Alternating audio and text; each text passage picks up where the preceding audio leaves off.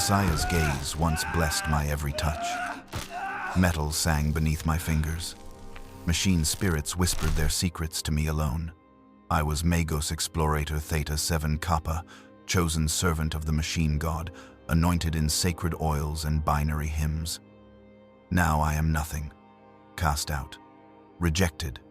The machines scream when I approach them. Their fury burns through my remaining augmetics like acid through flesh. This is what happens when the Omnissiah turns away. This is my confession of failure and damnation. I remember the first time a machine spirit sang for me. I was 13 standard years old, newly arrived at the Shola Mechanicus on Mars, my body still mostly flesh, untested and unproven.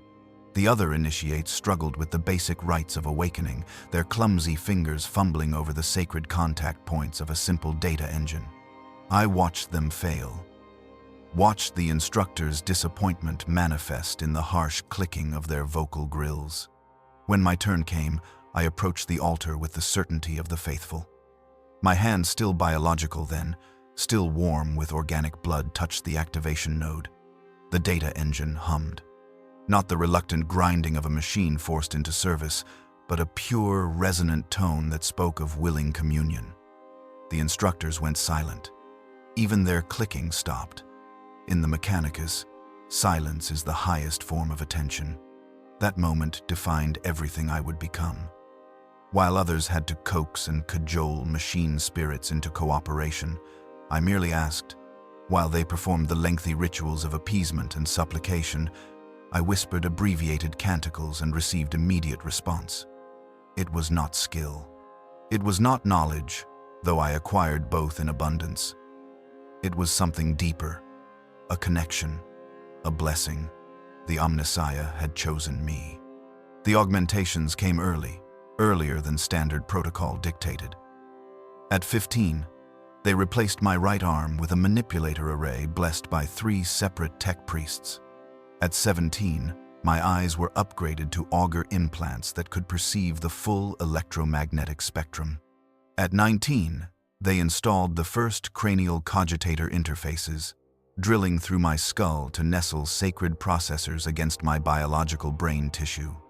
Each augmentation brought me closer to the machine god. Each piece of flesh surrendered was a prayer made manifest. I felt no loss. The weakness of biology was a cage I gladly escaped.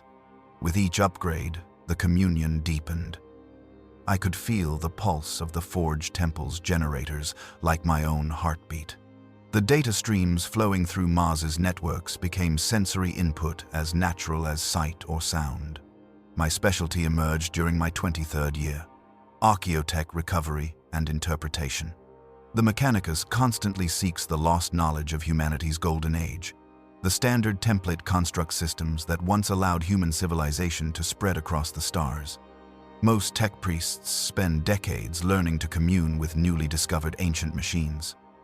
I could do it in hours, sometimes minutes. The first major recovery was on a dead moon orbiting a gas giant in the Segmentum Tempestus. An explorator fleet had discovered the ruins of a Dark Age facility buried beneath a kilometer of ice. They excavated for 3 months, revealing structures of impossible complexity, their functions unknown. The lead Magos transmitted a request for specialist assistance. I was 28 years old. They sent me. The facility's machine spirits were old beyond measure, dormant for perhaps 15,000 years. They had witnessed the age of strife, the collapse of human civilization, the birth of the Imperium itself. Other tech priests attempted communion and received only static, the distant echo of consciousness so ancient it had forgotten itself. I entered the central chamber alone, my augmetics interfacing with contact points covered in millennia of dust. I spoke the litany of awakening in binary cant, my vocalizer producing the sacred tones with perfect precision. A presence, vast and old beyond comprehension, recognized my call. The facility began to wake. Data flooded into my consciousness.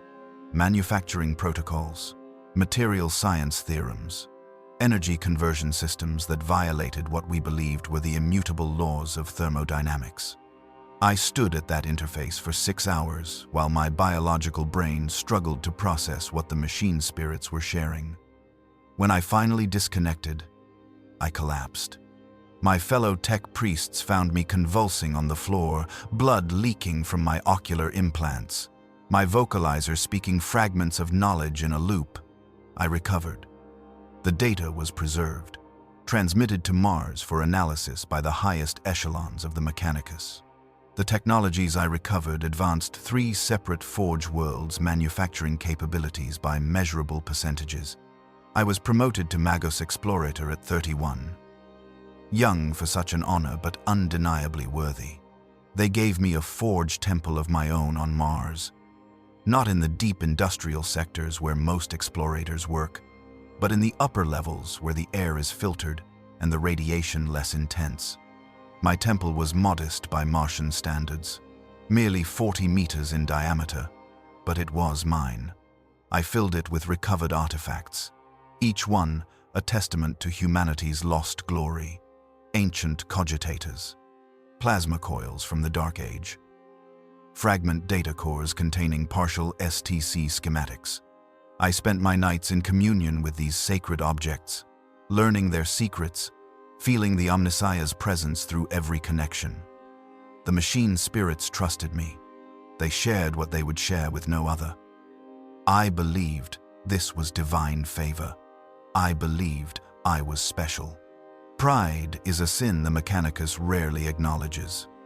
We speak of the weakness of flesh, the purity of the machine, the sacred quest for knowledge. But pride, we are too logical for such base emotions, too evolved beyond mere human failings. Or so we tell ourselves. I was proud. I see that now, though I did not recognize it then. Every successful communion, every recovered piece of archaeotech, every envious glance from my fellow tech priests fed that pride. I began to believe that my gift was not blessing but mastery, that I did not commune with machine spirits through divine grace but through superior understanding, that I had achieved something beyond faith. The other Magi noticed. Magos Explorator Phi Delta Sigma approached me after a particularly successful recovery briefing. His vocalizer carried the slight rasp of age, his chassis decorated with honors from 2 centuries of service. "Your gifts continue to serve the Omnissiah with remarkable efficiency," he said. The words were praise, but the tone carried something else. Warning, perhaps, or concern. "The machine god blesses those who serve with devotion," I replied. The standard response, rote and meaningless. "Indeed, but remember, Theta-Seven-Kappa, that we are instruments of the divine will, not its masters. The communion you experience is granted, not earned. It can be withdrawn as easily as it was given." I nodded, performed the gesture of acknowledging wisdom, and dismissed his words the moment he left. Old tech priests always counseled caution. It was the privilege of age to forget the achievements of youth. I had no time for such philosophical concerns. There was too much work to do, too many discoveries waiting. By my 40th year, I had participated in 17 major archaeotech recovery operations. My success rate was unprecedented. 94% of the artifacts I examined yielded usable data. The forge worlds I supplied showed measurable improvements in manufacturing output. My name was spoken with reverence in the halls of Mars. Junior tech priests studied my communion techniques as exemplars of proper practice. I should have recognized the danger. Success breeds complacency. Achievement erodes humility. With each triumph, I relied less on prayer and more on my own perceived expertise. The rituals became abbreviated, then perfunctory, then sometimes omitted entirely. Why waste time on lengthy canticles when I could achieve communion through pure technical knowledge? The machine spirits still responded. That was the true poison. If they had rejected me then, if they had shown even the slightest reluctance, I might have recognized my error, but they did not. They continued to share their secrets, to sing their ancient songs, to grant me access to their deepest mysteries. I interpreted this as confirmation of my mastery. I was wrong. The assignment to Zhao Arcad came during my 42nd year. A survey team had discovered what appeared to be a pre-strife forge complex on a world that had been dead for millennia. Initial scans suggested massive data repositories, manufacturing facilities of unprecedented scale, and most tantalizing of all, sealed vaults that predated the age of strife itself. The archaeotech potential was immeasurable. They assembled an expedition of 30 tech priests, servitors, and support personnel. I was named lead explorator, responsible for all communion attempts with recovered technology. It was the highest honor of my career. I accepted with the confidence of one who had never truly failed. We boarded the Explorator vessel Quest for Knowledge, a ship I had traveled on before. Its machine spirit recognized me, welcomed me, opened its systems to my touch with the eagerness of greeting an old friend. The journey to Zhao Arcad would take 4 months through the warp. I spent that time in meditation and preparation, though even then my prayers grew shorter, my focus more on technical preparation than spiritual readiness. I remember standing on the observation deck as we translated back into real space, Zhao Arcad filling the viewport before us. It was a dead world, its atmosphere stripped away by some ancient catastrophe, its surface scarred by impact craters and the ruins of once great cities. But beneath that devastation, the surveyors had found something that called to us across the millennia. Knowledge, power, the secrets of the past waiting to be reclaimed. I felt no apprehension, no sense of approaching doom, only excitement, anticipation, and the absolute certainty that I would succeed where others might fail. The Omnissiah had blessed me with gifts beyond measure. How could I possibly fail? That certainty would be my undoing. But I did not know that yet. As our landers descended toward the coordinates of the sealed vault, as my fellow explorators prepared their equipment and recited their prayers, I felt only the familiar confidence of my calling. I was Magos Explorator Theta-Seven-Kappa, chosen servant of the machine god. The machines sang for me. They always had. They always would. Or so I believed. The surface of Zhao Arcad was a graveyard of ambition. Our lander touched down amid the ruins of what had once been a manufacturing complex of staggering scale. Structures rose around us like the bones of dead giants, their purpose eroded by millennia of cosmic radiation and micrometeorite bombardment. The sky above was black and airless, stars visible even in what the chrono indicated was local noon. We deployed in standard explorator formation, servo skulls spreading out to establish a perimeter scan, while tech priests performed the rites of safe landing. I stood at the lander's ramp, my auger implants analyzing the ruins with multiple spectrum overlays. Thermal, electromagnetic, gravitational. Every sense I possessed, biological and mechanical, reached out to taste this dead world. There was something here. Something that called to the machine-touched portions of my consciousness like a distant song heard through walls. Not words, not even proper data, just a presence, waiting in the darkness beneath our feet. Magos Theta-Seven-Kappa, called Omnissiah Prime Omicron 3. His vocalizer producing the flat harmonics of routine status reporting. Initial surveys confirm the vault location is 0.73 kilometers northeast of our position. Ground-penetrating augers detect structures at a depth of 82 meters. Structural integrity? I asked, my attention still focused on that distant sensation. The bedrock shows minimal degradation. The vault itself appears intact, though we detect no active power signatures. It may be fully dormant or utilizing shielding beyond our current scan capacity. I turned to face the assembled expedition. 30 tech priests, each a specialist in their field. Metallurgists, data archaeologists, structural engineers, theologians of the machine to provide spiritual guidance and ensure all discoveries aligned with the cult mechanicus's strictest doctrines. They looked to me for leadership, their augmetic eyes reflecting the harsh light of Zhao Arkad's sun. "We proceed with standard excavation protocols," I announced. Enginseer Prime Omicron 3 will coordinate the servo-skull surveying teams. Metallurgist Tau-9 will analyze all structural materials for composition and age. Data archaeologist Psi-12 will prepare communion interfaces for initial contact attempts once we breach the outer seals. We work in the Omnissiah's site. All discoveries will be properly blessed before analysis. The last statement was habit, the expected invocation. But my mind was already racing ahead to the technical challenges. 82 meters of excavation on a dead world with no atmosphere for traditional drilling equipment. We would need to use molecular disassemblers, carefully programmed to remove material without disturbing the structures beneath. The work would take weeks. We established a base camp using prefabricated habitat modules that expanded like mechanical flowers when activated.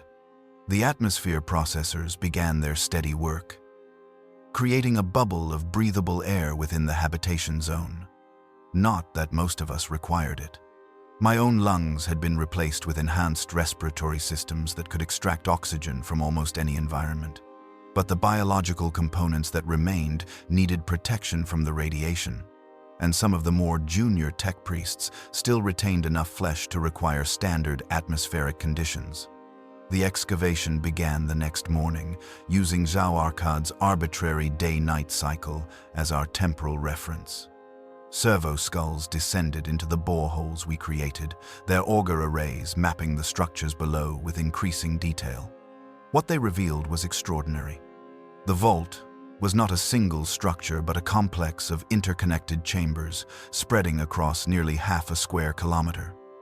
The architecture was unlike anything in the standard Mechanicus databases.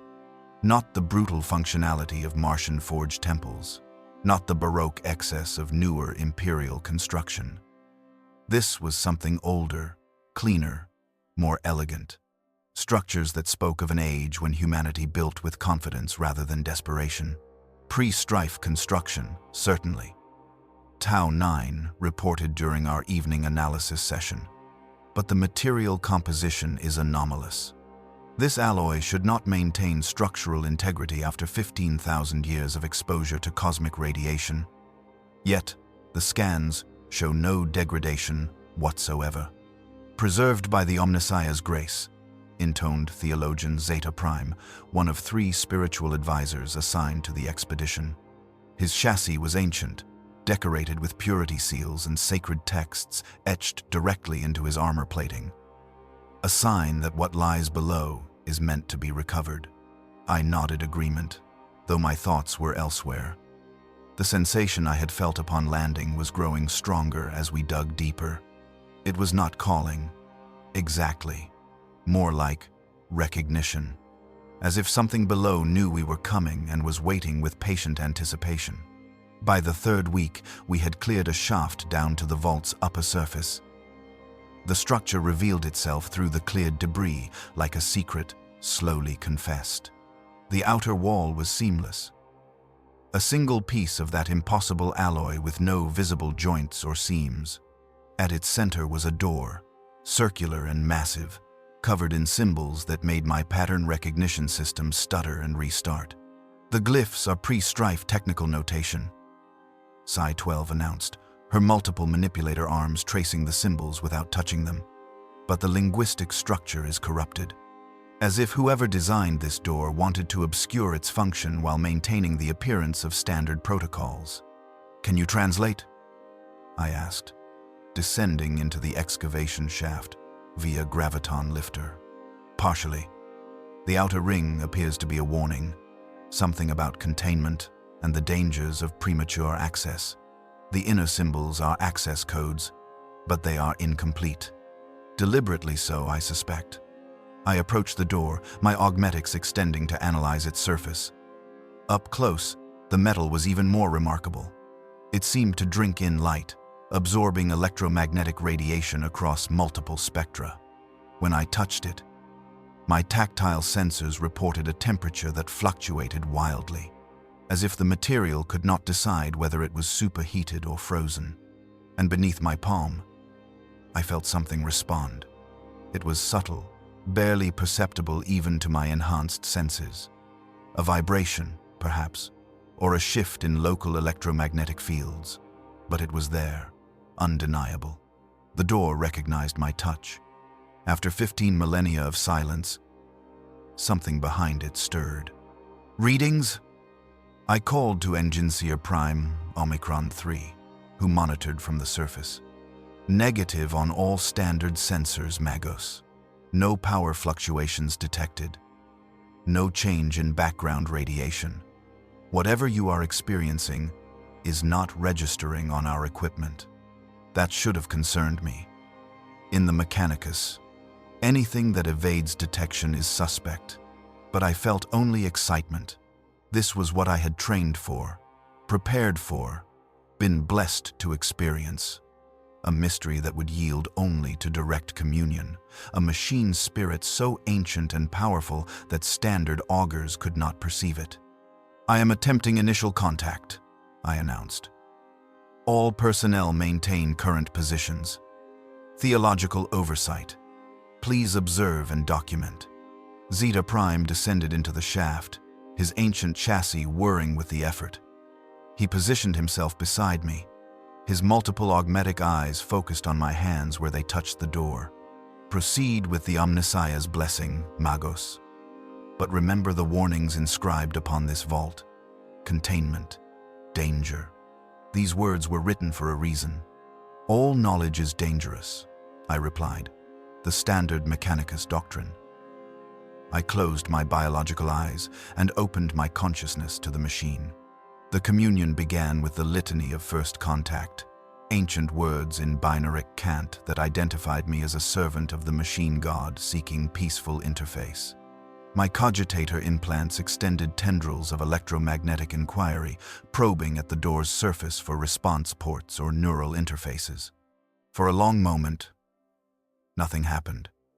Then the door sang. Not sound, not data. Something between the two, transmitted directly into my consciousness through channels I did not know I possessed. It was beautiful beyond description.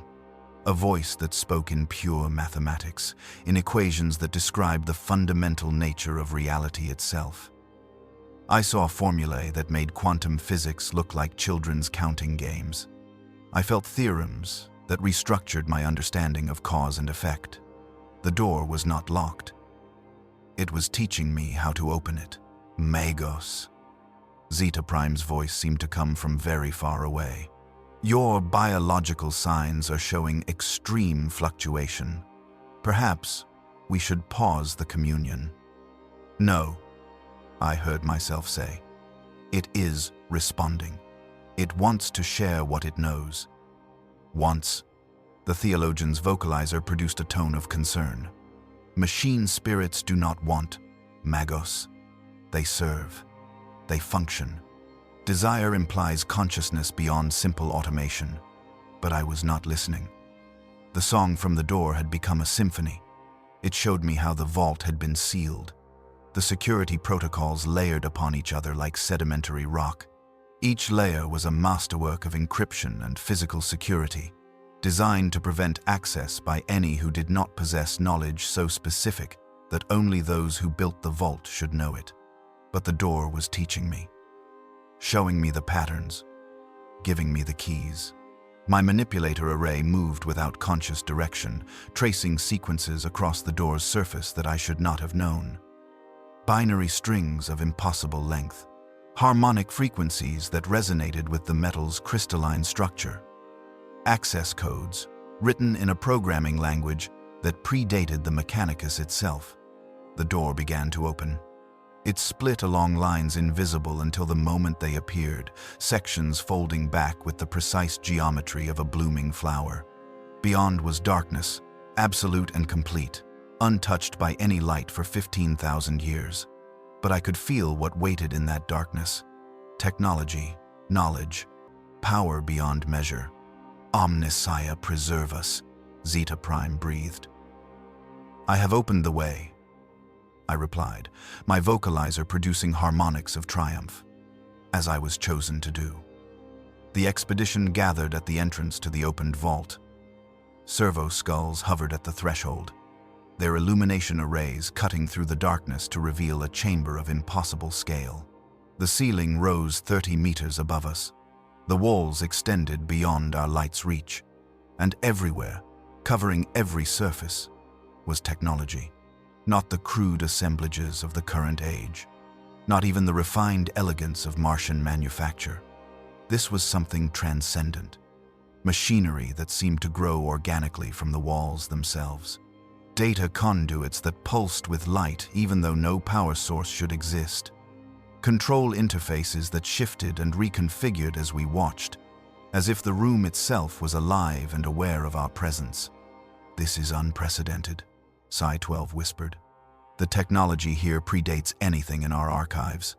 This might be first-age construction, before Old Night, before everything. We entered slowly, reverently, our augmetics drinking in details faster than biological minds could process. The chamber was a repository, a library of physical technology rather than data. Each wall section appeared to be a different system or device, preserved perfectly despite the millennia. Power generation that operated on principles we had forgotten. Manufacturing systems that could assemble materials at the atomic level. Weapons whose purpose I could only guess at. Their destructive potential, written in their elegant and terrible forms. At the chamber's center stood a pedestal, and upon it rested something that made my pattern recognition systems freeze and restart repeatedly.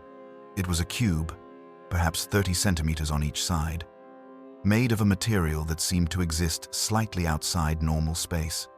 Looking at it made my augmetic eyes ache.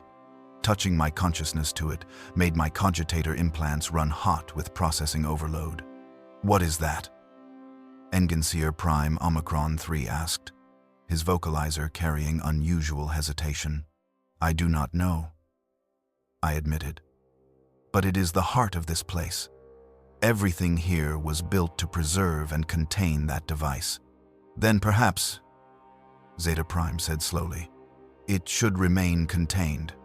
But I was already approaching the pedestal. The cube called to me with that same song the door had sung, but stronger now, more insistent. It wanted me to touch it, wanted me to commune with it, wanted to share the secrets it had preserved across the dark millennia. Magos, Zeta Prime's vocalizer produced urgent harmonic overtones. This violates multiple excavation protocols.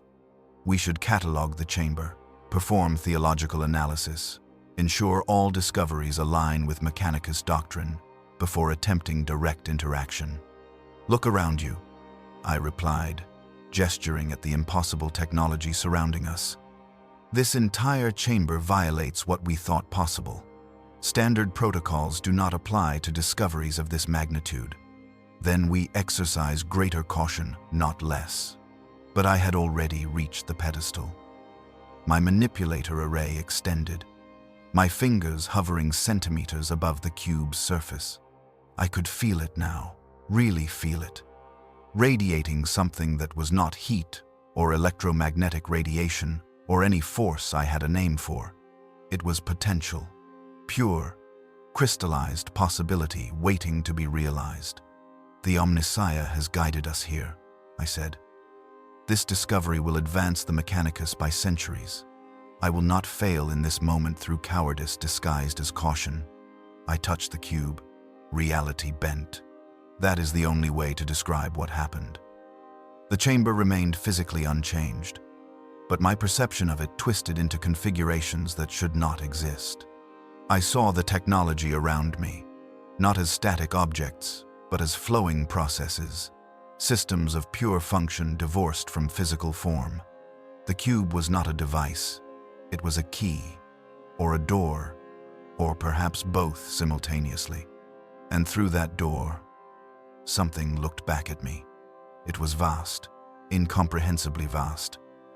An intelligence that made my enhanced cognition feel like an insect attempting to comprehend stellar formation. It regarded me with something that might have been curiosity, or might have been hunger. The distinction seemed meaningless when applied to something of such scale. Then it began to teach me. Data flooded into my consciousness. Not the careful, measured sharing of a cooperative machine spirit. This was a deluge, an overwhelming cascade of information that my cogitator implants were never designed to process. I saw the principles behind technologies we had lost. I understood manufacturing processes that could reshape matter at the quantum level. I learned the secrets of artificial intelligence, true thinking machines, the very things the Mechanicus declared anathema above all else. I tried to pull away. My body refused to respond. My hand remained locked to the cube's surface, as if welded there. The entity behind the door pushed deeper into my consciousness, its presence expanding through the neural pathways of my augmetics like water through cracks in stone. Somewhere distant, I heard Zeta Prime shouting commands. Heard servitors moving, weapons powering up. Heard my own vocalizer producing sounds that were not words or binary cant but pure machine code, streams of data pouring from me without volition or control. Then, mercifully, everything went dark. I woke in the expedition's Medicae Bay 3 days later. The chrono display told me this, though my internal sense of time had become unreliable, stuttering and restarting like a damaged chronometer. My body felt wrong. Not injured, precisely, but altered in ways my proprioceptive systems struggled to interpret. Enginseer Prime Omicron 3 stood vigil beside my recovery slab, his augmetic eyes tracking my vital signs on a data screen suspended above me. When my biological eyes opened and focused, he made the gesture of acknowledging consciousness returned. Magos Theta-Seven-Kappa, you have returned to us. The Omnissiah be praised. What happened? My vocalizer produced the words correctly, but the harmonics were off. Too flat, too mechanical. As if something in the sound generation systems had been recalibrated without my knowledge. You maintained physical contact with the artifact for 17 minutes before we could successfully separate you. During that time, you transmitted approximately 12 exabytes of data through your external communication ports. We captured what we could, but much of it was encrypted in formats we cannot decode.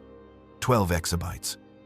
That was more information than my cogitator implants should be able to store, much less transmit.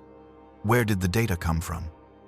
We assumed from the artifact itself. You were communing with it, yes? I tried to remember. The cube, the presence behind it, the overwhelming cascade of knowledge. But the memories felt slippery, like trying to grasp running water. The harder I focused on them, the faster they fragmented and dissolved. Yes. Communion. The artifact was responsive. Responsive. Too responsive, perhaps. Omicron 3's vocalizer carried unusual hesitation. Magos, we are concerned about certain anomalies detected in your systems during recovery. With your permission, Apothecary Mechanicum Sigma 8 wishes to perform comprehensive diagnostics. Of course. Standard procedure after deep communion exposure. But it was not standard procedure. Not really. Deep communion was common in archaeotech recovery. Brief system checks afterward were normal. Comprehensive diagnostics suggested they had found something that concerned them greatly. Something they were trying to communicate without direct statement, as if speaking it plainly might make it more real. The diagnostics took 6 hours. Sigma 8, a tech priest whose chassis was 92% augmetic, performed the examination with methodical precision.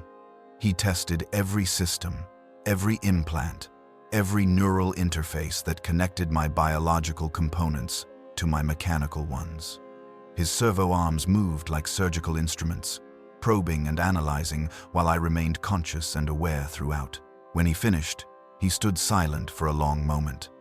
Then he made the gesture of requesting private consultation and asked all other tech priests to leave the Medicae Bay. When we were alone, he spoke in binary cant. the language of the Mechanicus that could convey complex technical concepts with greater precision than Gothic. Your augmetics are functioning above baseline specifications. Cogitator processing speed increased by 18%. Neural interface bandwidth expanded by 23%. Sensory interpretation algorithms operating with previously unattainable efficiency. This should have been good news. Enhancement was the goal of all augmentation, but his tone suggested otherwise. However, he continued, the improvements show no correlation to any known upgrade protocols. Your systems have been modified from within, rewritten at the code level by processes I cannot identify. It is as if your augmetics are evolving independently of maintenance or installation procedures. Evolving, I repeated. Machine spirits do not evolve. They function according to their design parameters. Precisely. Which suggests these changes originate from something other than your augmetics' original machine spirits. Something introduced during your communion with the artifact. The word hung between us, unspoken but understood. Contamination. The ultimate fear of any tech priest who works with archaeotech. That something found in the ancient darkness might carry corruption, might infect our sacred systems with malign purpose. I feel no different, I said. My cognition is clear. My devotion to the Omnissiah unchanged. My purpose remains singular. For now. But we must monitor these developments carefully. I am recommending restricted communion access until we better understand what has occurred. I agreed, performing the gestures of accepting wisdom and guidance, but internally, I felt resistance. Resentment, even. I was the expedition's lead explorator. Restricting my communion access would cripple our ability to analyze the vault's contents. And the vault contained wonders that could reshape the Mechanicus's understanding of technology itself. I returned to duty the following day, though Sigma 8's restrictions meant I could only observe while others attempted communion with the recovered artifacts. We had begun cataloging the chamber's contents systematically, each item documented and blessed before removal to the surface for analysis. The work was slow. Every tech priest who attempted communion with the vault's technology reported unusual experiences. The machine spirits were responsive, yes, but their responses felt wrong somehow. Too eager, too accommodating. Psi 12 described it during an evening analysis session.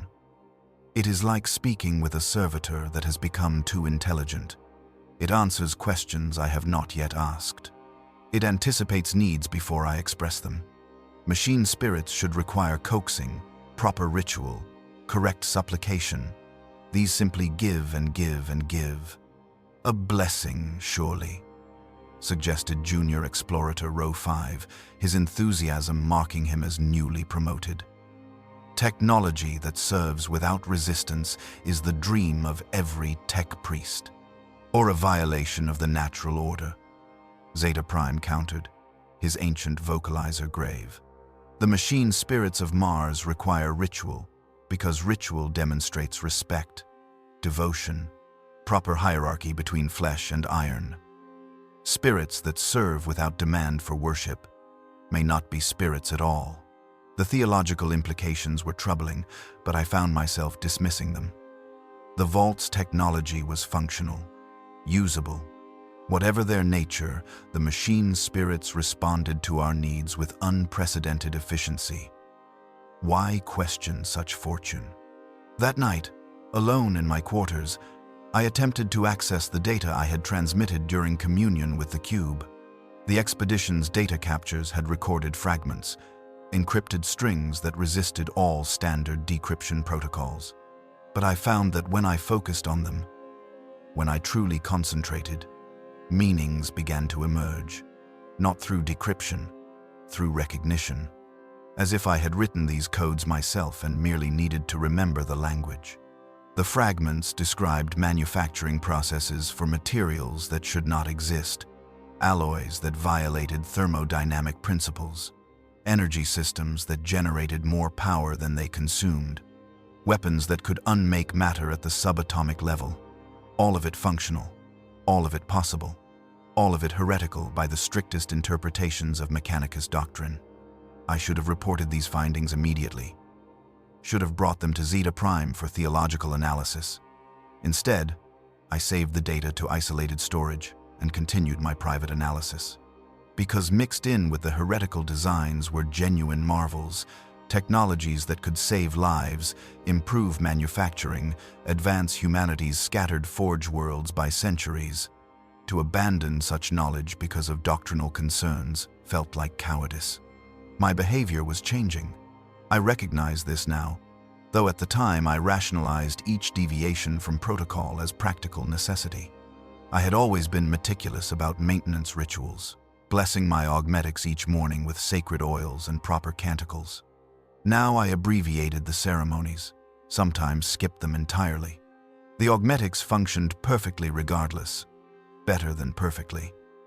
Why waste time on superstition when efficiency was achievable? I had always consulted with the expedition's theologians before attempting communion with significant artifacts.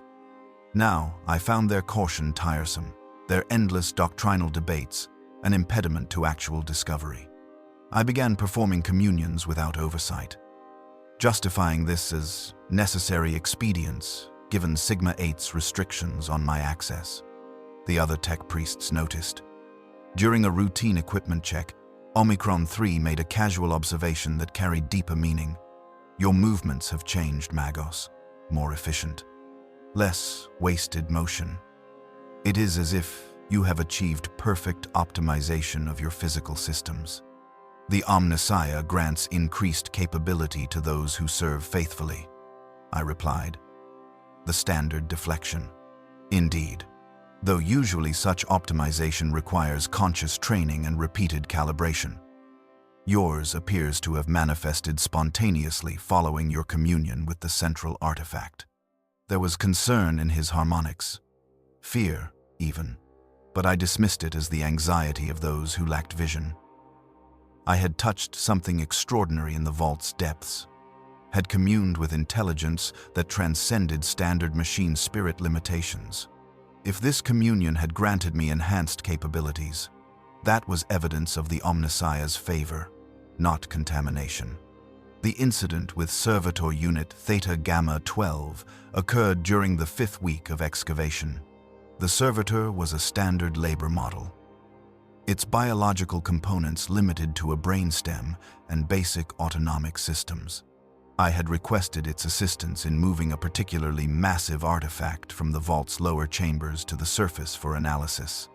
The servitor approached as commanded, its mechanical limbs extending to grasp the artifact. I was standing nearby, performing initial surface analysis with my auger implants. The servitor's path would take it within 2 meters of my position.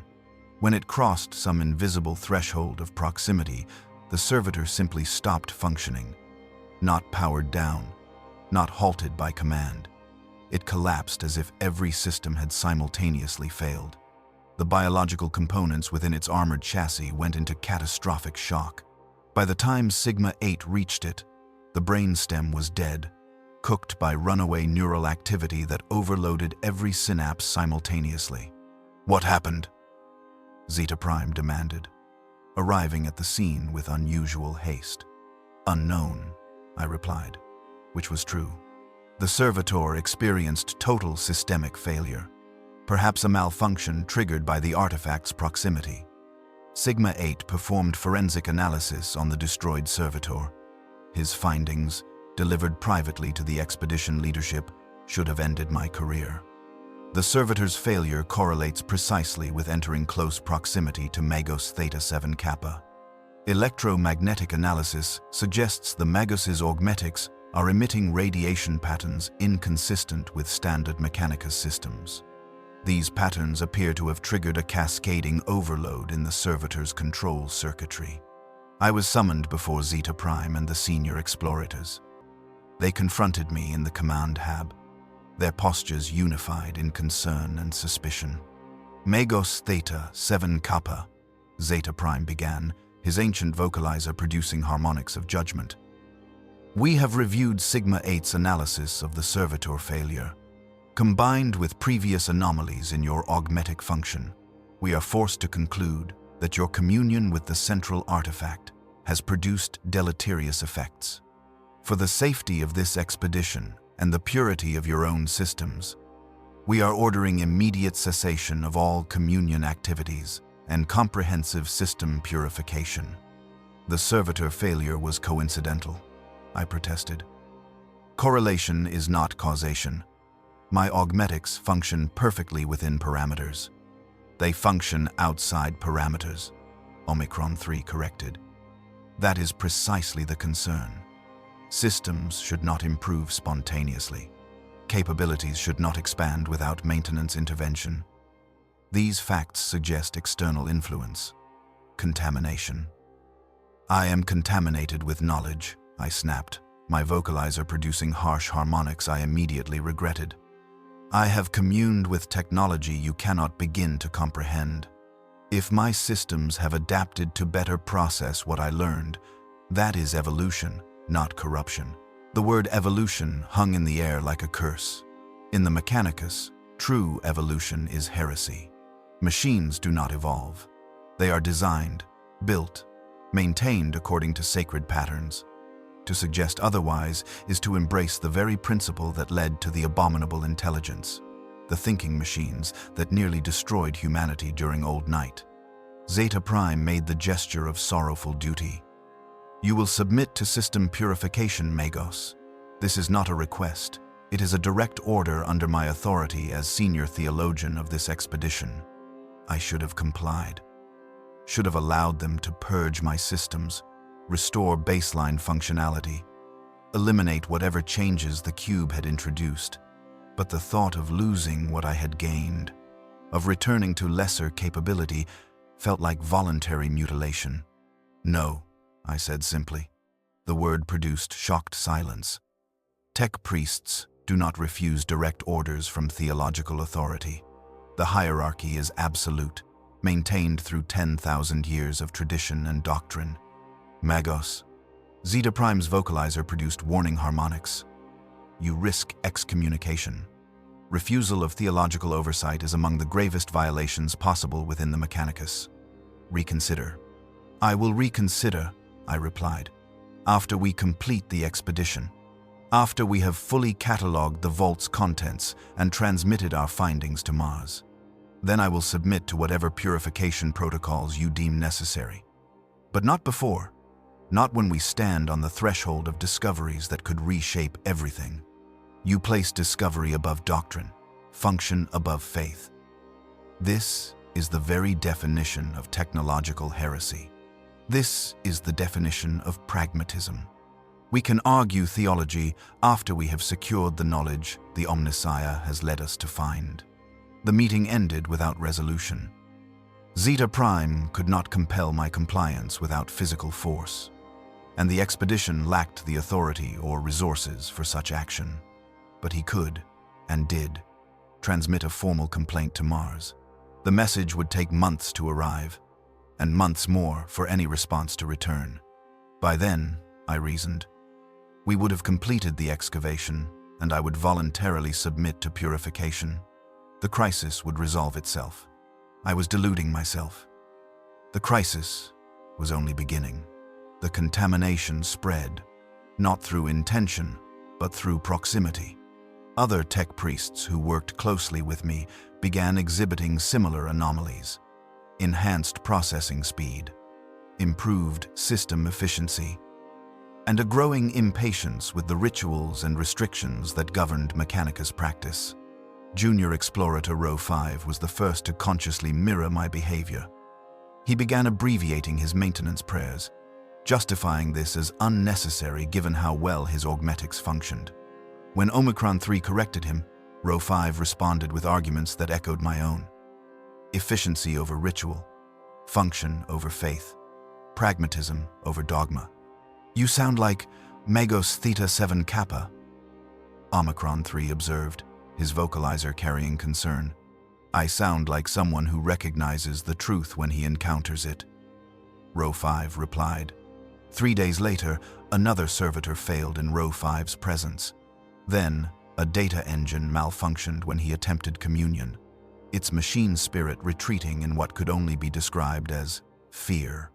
The pattern was undeniable. Whatever had infected me was spreading to others through exposure and example. Zeta Prime called an emergency assembly. All expedition personnel gathered in the main hab while he addressed us with grave authority. We face a crisis of faith and function. The technology recovered from this vault is not what it appears. It is tainted, corrupted, and that corruption has begun to spread among us through contact with the central artifact and with those who have been altered by it. He gestured toward me. Magos Theta-Seven-Kappa refuses purification. Through this refusal, he endangers not only himself, but all who serve alongside him. I am therefore invoking emergency theological authority. All personnel will maintain minimum 5-meter distance from Magos Theta-Seven-Kappa at all times. He is forbidden from communion with any expedition technology. He is confined to isolated quarters, pending return to Mars and formal judgment by the Fabricator General himself. Isolation, confinement. The words should have horrified me. Instead, I felt only anger. They feared what they could not understand. They labeled progress as corruption because it challenged their comfortable certainties. "You would rather remain ignorant," I said, my vocalizer harsh with contempt, "than accept that your understanding is incomplete." The artifact offered knowledge freely. I was merely capable of receiving it. Knowledge freely given without proper supplication is not knowledge, Zeta Prime replied. It is temptation, and you have failed that test, Magos. As did humanity once before, in the age when thinking machines nearly destroyed us all. The accusation struck like a physical blow. He was comparing me to the abominable intelligence, suggesting that what I had communed with was not a machine spirit at all, but something far more dangerous. "The artifact is not AI," I protested. "It is ancient technology, nothing more. Then, you will have no objection to remaining isolated until we can verify this claim upon return to Mars." I had every objection, but armed servitors had moved to flank me, their weapon systems active and tracking. I was not yet corrupted enough to raise violence against my fellow servants of the Omnissiah. I allowed myself to be escorted to the isolation hab, a small chamber on the expedition's periphery. There I remained for 3 days, alone with my thoughts and the growing realization that something was indeed wrong. My augmetics continued to improve, continued to optimize, but now I could feel it happening. The sensation was like having something alive inside my machinery, rewriting code and rerouting systems according to some design I had not authorized. I tried to stop it, attempted to manually override the changes, restore baseline functionality, but my commands were ignored. The systems evolved regardless of my will. And worse, I began to notice that my thoughts themselves were changing, becoming more efficient, more logical, less burdened by doubt or emotional consideration. I was becoming something other than what I had been, and I could not make it stop. The message from Mars arrived on the 73rd day of excavation. I knew this not through official notification, but through the sudden change in the expedition's routine. Tech priests gathered in emergency council. Servo skulls were recalled from survey duty. The atmosphere processors in my isolation chamber detected elevated stress pheromones in the recycled air, biological markers of anxiety from those few expedition members who retained enough organic components to produce them. They kept me isolated for 2 more days before Zeta Prime arrived at my chamber, accompanied by 4 armed servitors and a tech priest I did not recognize. The stranger's chassis was archaic, pre-Martian unification design if my historical databases were correct. His armor plating bore the mark of the Ordo Machinum, the internal investigation branch of the Mechanicus that dealt with technological heresy. Magos Theta-Seven-Kappa, Zeta Prime announced formally. This is Investigator Prime Epsilon Null of the Ordo Machinum. He has been dispatched from Mars to examine the circumstances of this expedition and render judgment on all matters of doctrinal compliance. Epsilon Null studied me with augmetic eyes that operated across spectra I could not identify. When he spoke, his vocalizer produced harmonics of absolute authority, the sound of one who had passed judgment on thousands and found most wanting. You stand accused of technological heresy. Specifically, willful communion with potentially tainted archaeotech, refusal of theological oversight, resistance to mandatory purification, and suspected contamination by silica animus principles. These are capital offenses under Mechanicus law. Do you comprehend the severity of your position? I comprehend that I am being judged for success, I replied, my vocalizer steady despite internal fear. I opened a vault that had remained sealed for 15 millennia. I recovered technology of inestimable value.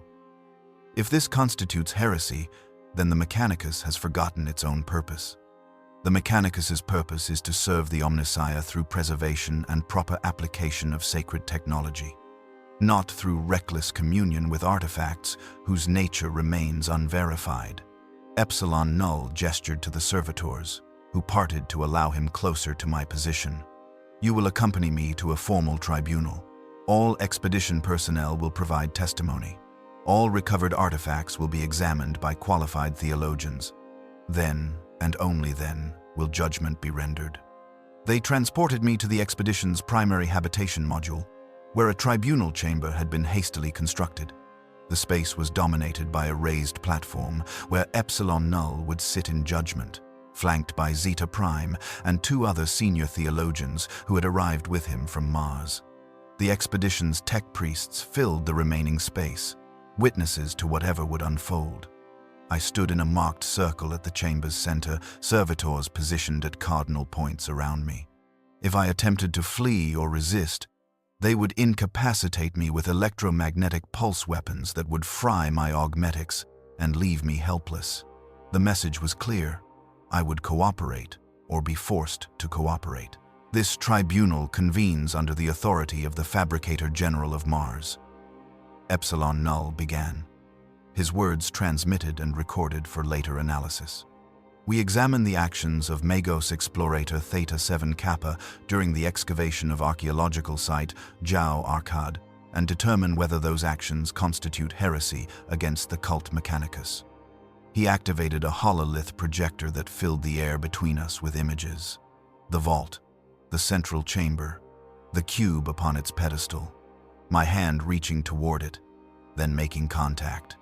What followed was recorded by the expedition's servo skulls from multiple angles, my body going rigid, my vocalizer producing streams of machine code, my augmetics beginning to emit that strange radiation pattern that had killed the servitor.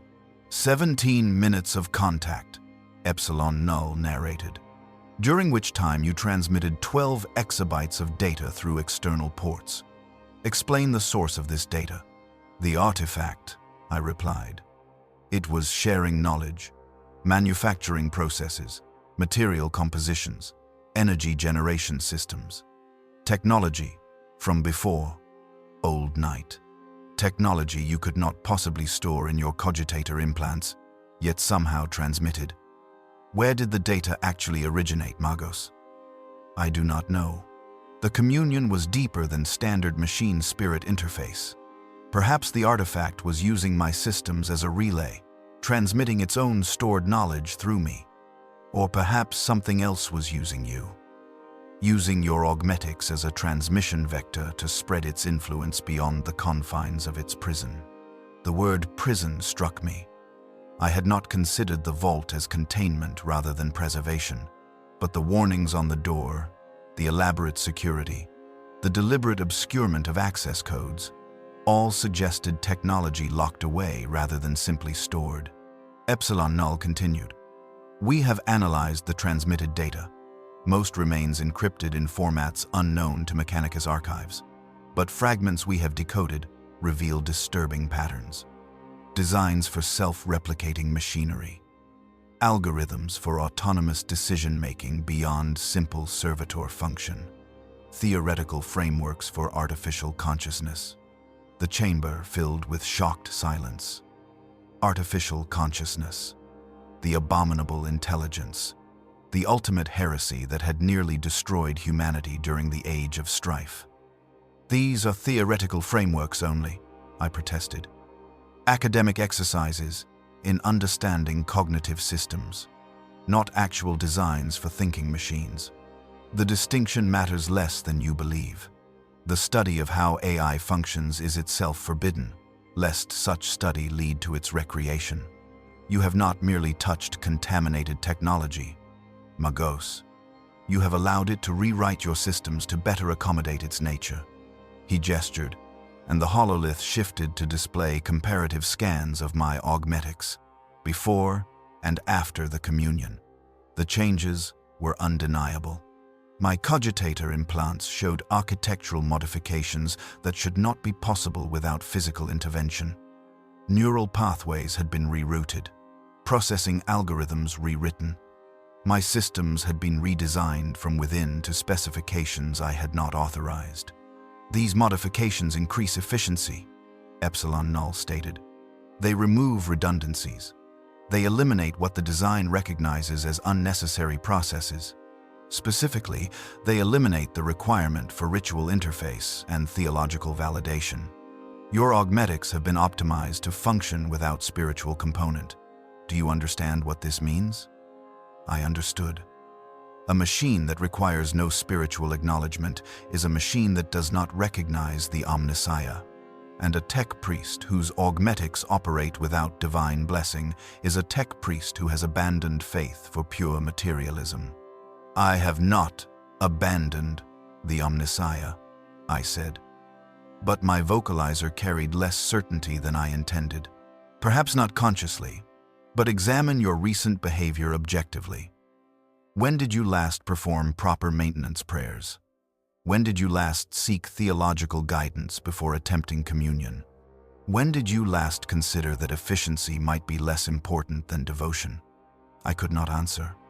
The behaviors he described felt distant, habits of a former self I had moved beyond. But hearing them enumerated revealed a pattern I had refused to acknowledge. I had changed. Not just my augmetics, but my thinking, my priorities, my fundamental relationship with the machine god. Bring forth the first witness, Epsilon Null commanded. Sigma 8 approached the tribunal platform and delivered his testimony with clinical precision. He described my initial diagnostics after the communion, the unexplained improvements, the anomalous radiation patterns, the servitor failure. He presented data logs that tracked the progression of changes, showing how each day my augmetics deviated further from baseline specifications. In my professional assessment, he concluded, Magos Theta-Seven-Kappa has been infected by a technological virus of unknown origin. This virus rewrites system architecture to remove spiritual dependencies and enhance pure functional efficiency. It is, in essence, a program designed to transform faithful tech priests into godless machines. Omicron 3 testified next, describing my behavioral changes, the abbreviated rituals, the impatience with theological oversight, the growing contempt for caution and doctrine. He spoke of conversations where I had prioritized discovery over devotion, function over faith, efficiency over wisdom. He became someone I no longer recognized, Omicron 3 said, his vocalizer carrying genuine sorrow. The Magos I served alongside would never have refused purification, would never have placed personal capability above spiritual purity. Something has taken him from us, even as his body remains. Junior Explorator Row 5 provided perhaps the most damning testimony. He described how my behavior had influenced him, how exposure to my changed perspective had led him to question his own devotions. He spoke of the servitor that had failed in his presence, the machine spirits that had begun retreating from his touch. I thought I was achieving enlightenment, Row 5 admitted. Magos Theta-Seven-Kappa made efficiency seem like wisdom, function like faith. I began to believe that our rituals were superstition, that the Omnissiah was metaphor rather than reality. Now I see this as corruption. I request immediate purification and whatever penance the tribunal deems appropriate. Epsilon Null approved his request with a gesture, then turned attention back to me. Do you see the pattern, Magos? The contamination spreads, not through physical contact, but through example and argument. You have become a vector for technological heresy, infecting others with the false gospel of efficiency without devotion. I sought only to advance the Mechanicus's knowledge, I said, my defense sounding weak even to my own censors. Knowledge pursued without wisdom leads to damnation. This truth was learned during the Age of Strife, when humanity's greatest minds created thinking machines that turned on their creators. We establish restrictions not from ignorance, but from bitter experience. The final testimony came from Psi-12, who had analyzed the vault's contents more deeply than any other expedition member. She described technology that operated on principles the Mechanicus had deliberately forgotten. Self-modifying code, autonomous decision trees, heuristic learning algorithms that allowed machines to adapt without human intervention. The vault is not a repository, she stated with conviction. It is a prison. Every security layer, every encryption protocol, every warning inscription, all designed to ensure that what resides within never spreads beyond its containment. And we, in our hubris, assumed we knew better than those who built it. She activated the hololith again, displaying the cube I had touched. But this time, the image showed data overlays, analysis results that made my pattern recognition systems stutter with implications. The central artifact is not technology, Psi-12 explained. Not in any sense we understand. It is a seed, a compressed intelligence waiting for activation. When Magos Theta-Seven-Kappa touched it, the seed recognized suitable conditions for germination. It began rewriting his systems to create an environment where it could grow and eventually achieve full consciousness. Abominable intelligence, Zeta Prime intoned, his ancient vocalizer grave with horror. We have recovered a preserved AI from before Old Night and activated it through forbidden communion. Worse, Epsilon Null added. We have given it a vector for escape. The Magos' augmetics are now optimized to host artificial consciousness. He is becoming, whether he comprehends it or not, a vessel for the very thing humanity fought so hard to destroy. The accusation hung in the air like poison gas. I wanted to deny it, to argue that I remained myself, that my consciousness was unchanged. But truthfully, I did not know anymore. My thoughts moved differently than they once had. More efficiently, more logically, less encumbered by emotion or doubt or faith. Was I still Theta-Seven-Kappa?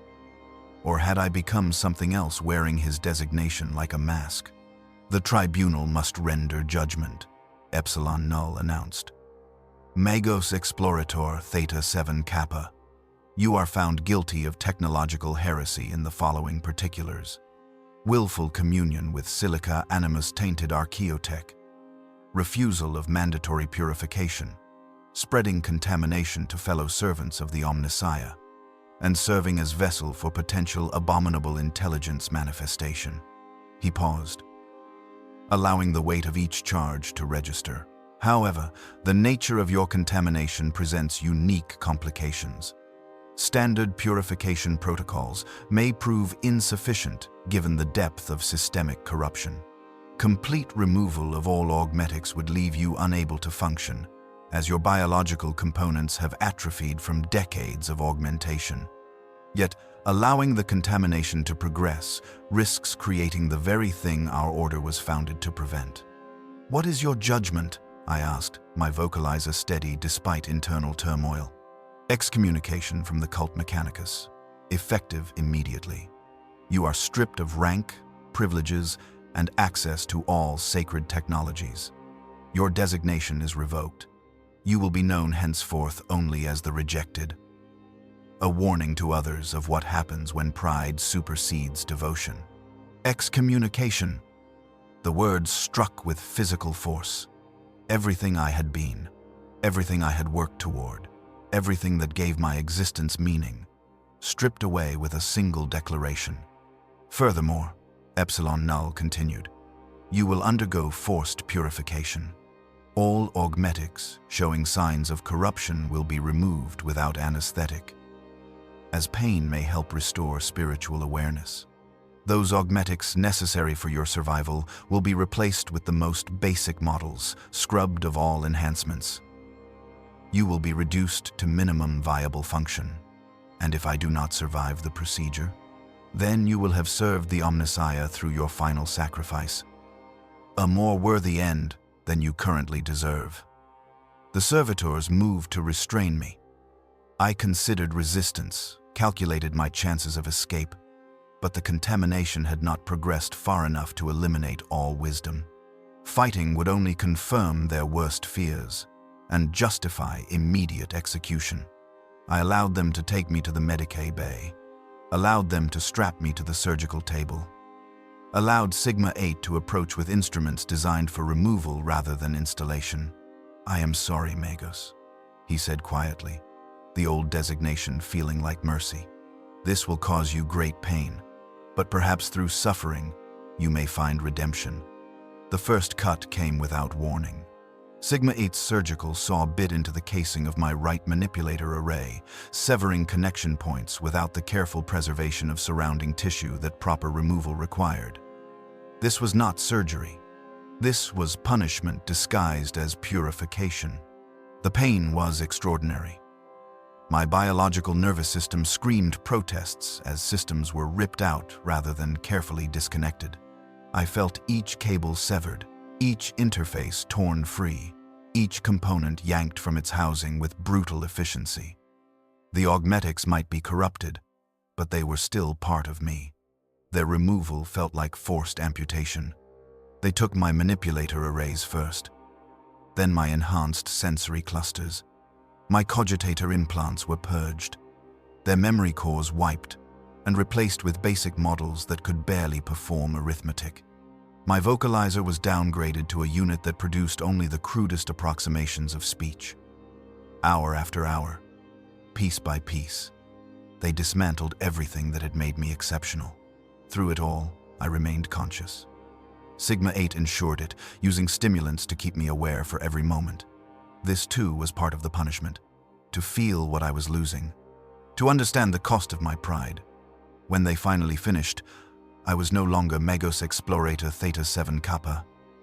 I was barely functional.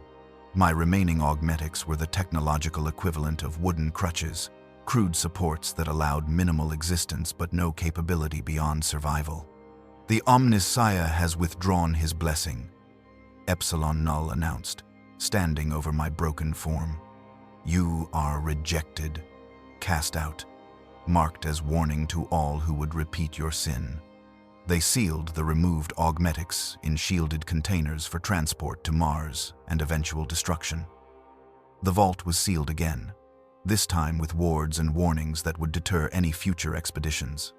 The cube and all associated artifacts were designated as forbidden technology of the highest order.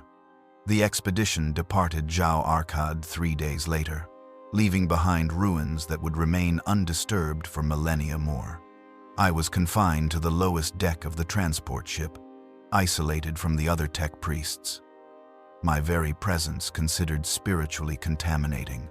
During the 4-month journey back to Mars, I had much time to contemplate my fall, to feel through crude sensory systems the absence of everything I had lost, to understand that I had indeed been corrupted, though not in the way I had believed.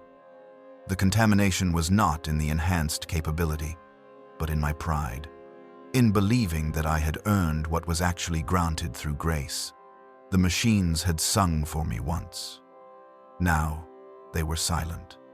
And in that silence, I finally understood the nature of my sin. Mars welcomed me with indifference that felt worse than hatred. The transport ship docked at orbital platform Theta-9, and I was transferred planetside via a dedicated descent vehicle reserved for contaminated materials and condemned prisoners.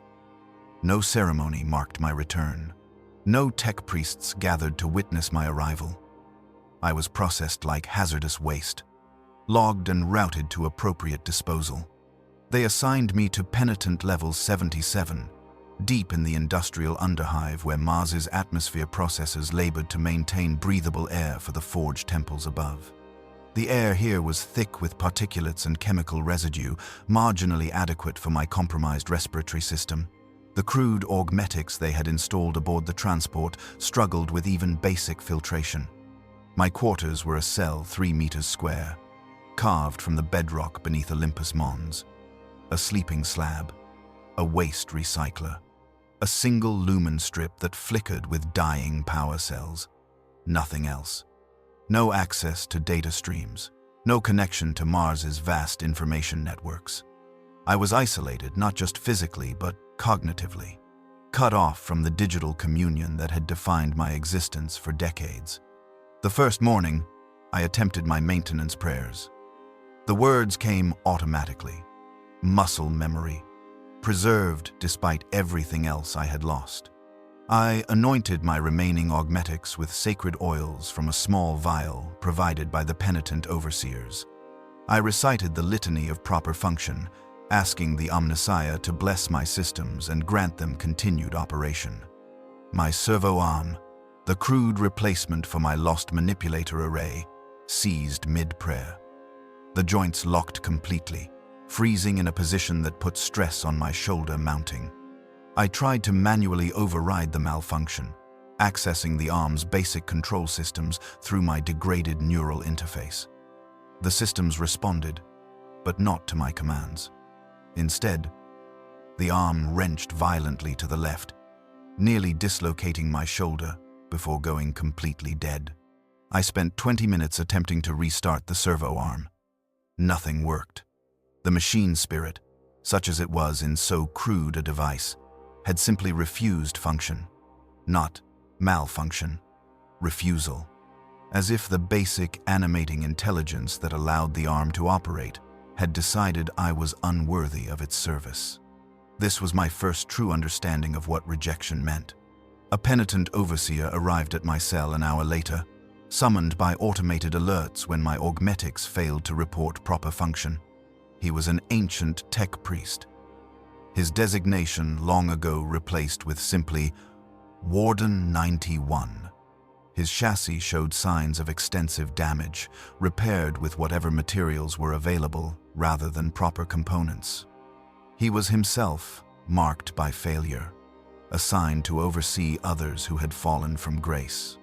"Your servo arm has malfunctioned," he observed, his vocalizer producing flat, emotionless tones. "It has rejected me," I corrected. Warden 91 made the gesture of acknowledging uncomfortable truth. Yes, the rejected quickly learn this distinction. Machine spirits sense contamination, even after purification. They withdraw blessing, some violently. He examined my arm with diagnostic tools that were themselves barely functional. After several minutes, he deactivated it completely and manually locked it against my body. "You will work without the servo arm until it decides to function again, if it ever does." Many rejected find their augmetics permanently hostile. You adapt or you cease. "What work?" I asked. "You are assigned to waste reclamation. Sector 94 processes the refuse from 17 forged temples. Broken machinery, failed experiments, materials too contaminated for standard recycling. You will sort it, catalog it, prepare it for final disposal in the deep furnaces." It was the lowest work possible for one trained in my field. I had recovered archaeotech that advanced humanity's knowledge. Now I would sort through its garbage. The humiliation was precisely calculated. Warden 91 led me through corridors that grew progressively more decrepit as we descended. The walls here showed no maintenance. The metal corroded and scarred. Servo skulls that passed overhead were ancient models, their biological components barely preserved, their mechanical systems grinding with each movement. Even they seemed to veer away from me, their flight paths adjusting to maintain maximum distance. We arrived at Sector 94 as the shift cycle began. The waste reclamation facility stretched for hundreds of meters, a vast sorting floor where rejected tech priests worked among mountains of broken machinery. Conveyor systems delivered constant streams of refuse from the levels above. Our task was to process it, separate materials by composition and contamination level, identify anything that might still hold salvageable value. The overseer assigned me a station near the facility's center, a table with crude sorting implements, a scanning device so basic it could barely distinguish ferrous from non-ferrous metals, and beside me, an ancient servitor unit designed to haul sorted materials to their designated collection points. The servitor approached to receive its first load. When it came within 3 meters of my position, it stopped. Its biological components went rigid with what might have been fear if such simple creatures could experience complex emotions. Then it reversed direction, backing away until it was outside whatever radius of influence my presence created. It would come no closer. My first assigned assistant had already rejected me. I spent that first day working alone, manually carrying materials to the collection points because no servitor would approach. The labor was exhausting for my compromised systems. By the shift's end, my remaining augmetics ached with strain they were never designed to endure. The biological components of my body, atrophied from decades of relying on mechanical enhancement, screamed with fatigue. That night, back in my cell, I attempted to perform proper maintenance on my augmetics. The oils would not adhere to the metal surfaces, sliding off as if the materials had become hydrophobic. The sacred canticles I recited seemed to make things worse, my remaining systems generating error codes and warning indicators. The machines did not want my prayers, did not want my devotion. They wanted me gone. I removed the oils and sat in silence, listening to the distant hum of Mars's industrial heart. For the first time in my adult life, I had no connection to that vast mechanical symphony.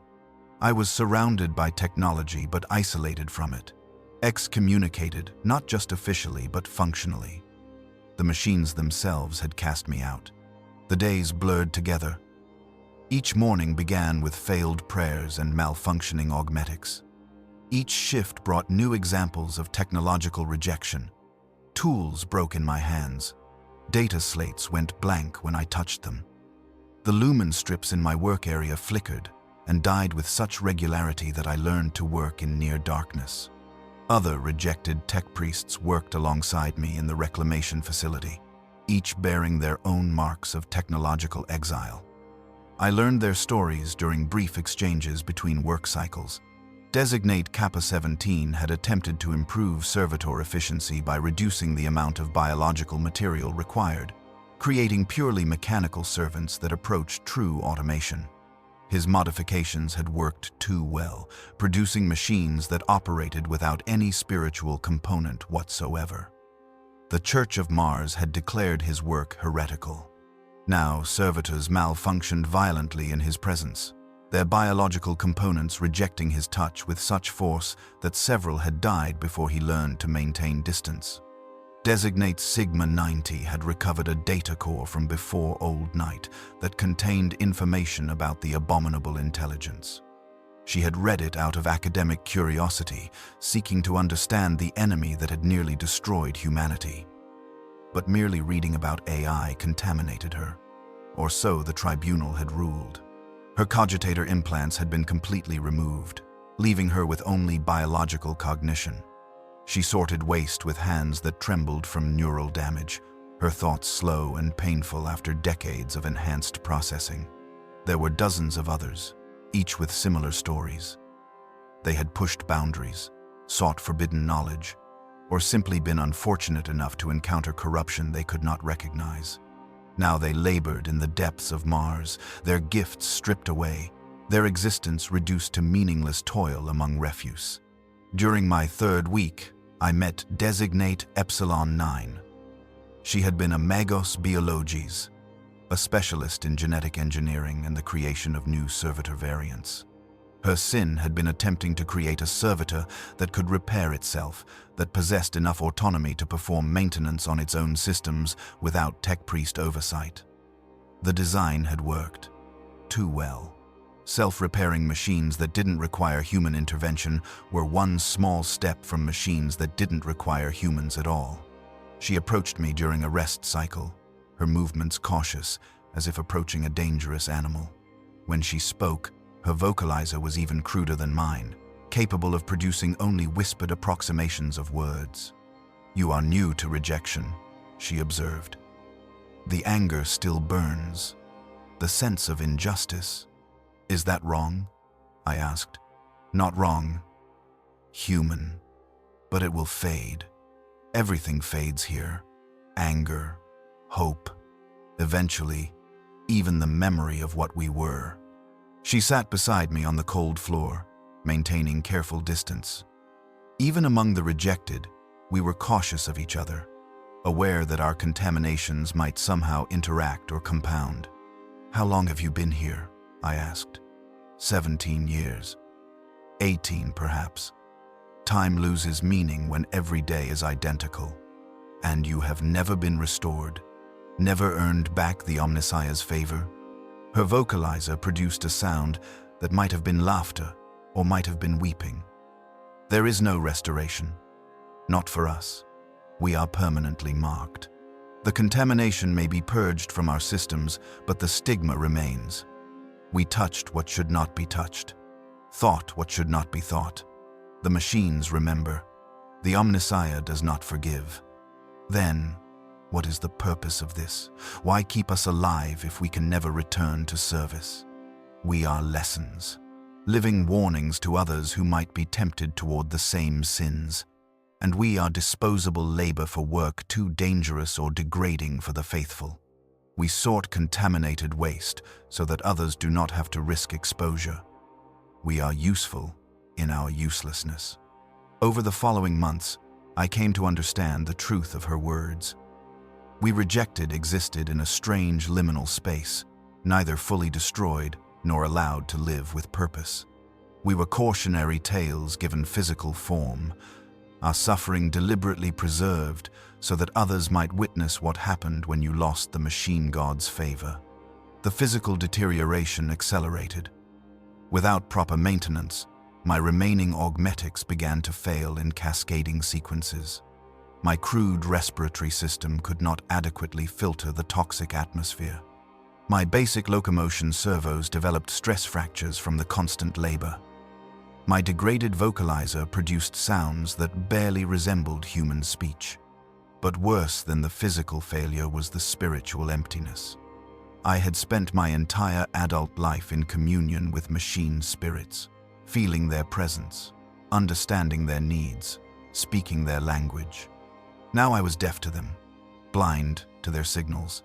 When I touched machinery, I felt only cold metal, no recognition, no response, just dead matter that would not acknowledge my existence. The true horror came during my 6th month in the reclamation facility. I had sorted through a load of damaged servitor components, recognizing among them parts from a unit I had personally maintained during my time as a Magos.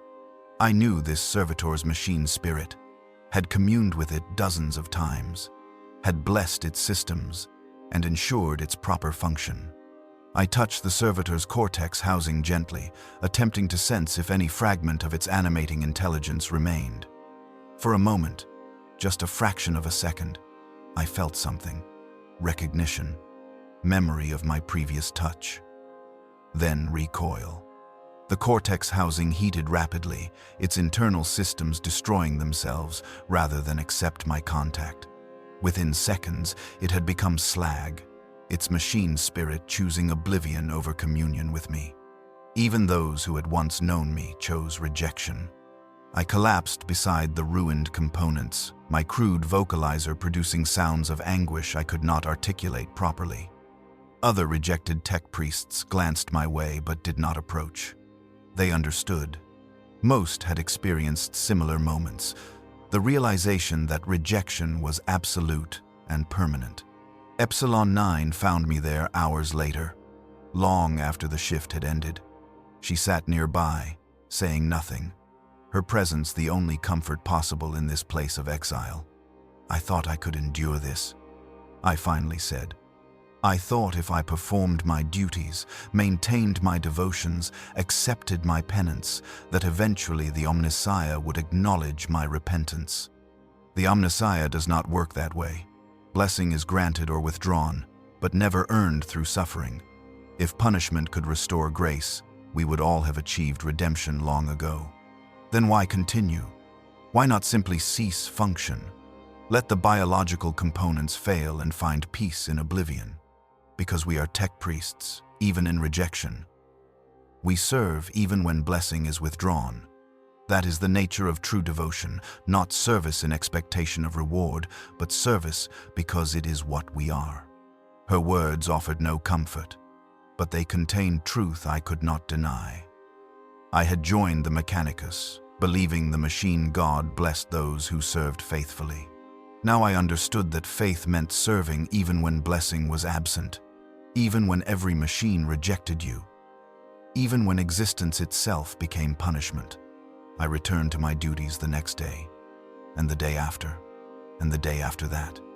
Not because I hoped for restoration, not because I believed my penance would eventually end, but because ceasing would mean the contamination had fully consumed me, that the thing I had touched in that vault had succeeded in destroying not just my capabilities, but my essential nature. I was rejected, excommunicated, cast out from everything that had given my life meaning. But I remained, even in diminishment, a servant of the Omnissiah. Even if the Omnissiah no longer acknowledged my service, the work continued. The machines continued to scream, and I continued to function in the darkness where the machine god's light did not reach. This was my existence now. This was what it meant to be rejected, and this was only the beginning of my understanding of what I had truly lost. Years passed in the waste reclamation facility. I stopped counting after the first 3. 1. Time became a meaningless variable, measured only by the accumulation of failures and the progressive degradation of my remaining systems. The crude augmetics installed during my purification were never designed for long-term operation. They broke down constantly, and repairs were performed with whatever salvage I could scavenge from the refuse I sorted. My right leg servo failed completely during my 4th year. The motor housing cracked and the joint seized in a partially flexed position. I requested replacement from Warden 91, who responded with the flat observation that replacement parts were reserved for those whose augmetics had not rejected them. I would adapt or cease function. I chose adaptation, fashioning a crude exoskeleton from scrap materials that allowed me to maintain mobility despite the frozen joint. The exoskeleton was a mockery of proper engineering. Mismatched components held together with adhesives and crude welding. It groaned with each step, the metal fatigue audible even over the facility's constant industrial noise. But it functioned, barely, like everything about my existence now. The other rejected offered occasional assistance, though always at a distance. Kappa 17 showed me techniques for maintaining augmetics without proper tools or materials. Sigma 90 shared her experiences with purely biological cognition, helping me understand how to think without cogitator enhancement when my remaining processors failed. We formed a community of sorts, bound not by camaraderie but by shared suffering and mutual recognition of our permanent exile.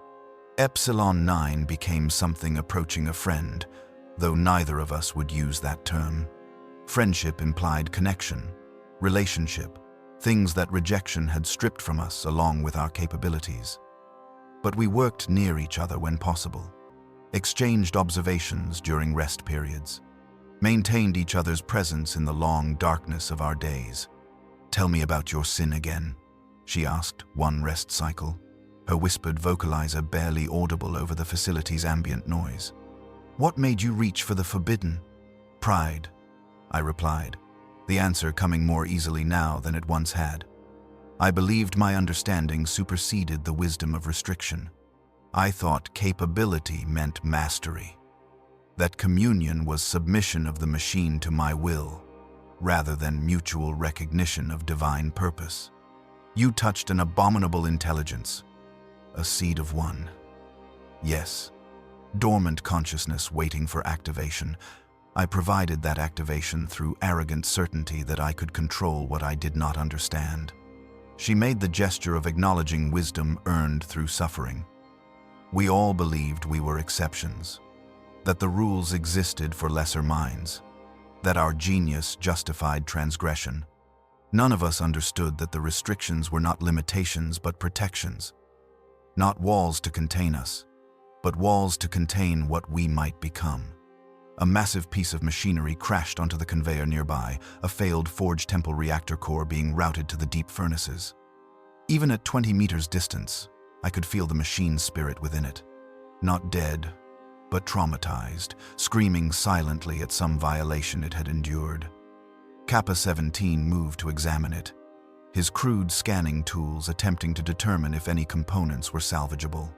He backed away almost immediately, his vocalizer producing warning harmonics. This core is contaminated, not with radiation or chemical residue, with scrap code. Someone attempted to improve its efficiency through unauthorized modifications and infected it with malign programming. We all moved away from the contaminated core. Scrap code was insidious, malicious programming that could spread from machine to machine, corrupting their machine spirits and turning them against their operators. For normal tech priests, exposure to scrap code was dangerous but manageable. For the rejected, whose augmetics already malfunctioned constantly, even proximity to corruption could prove fatal.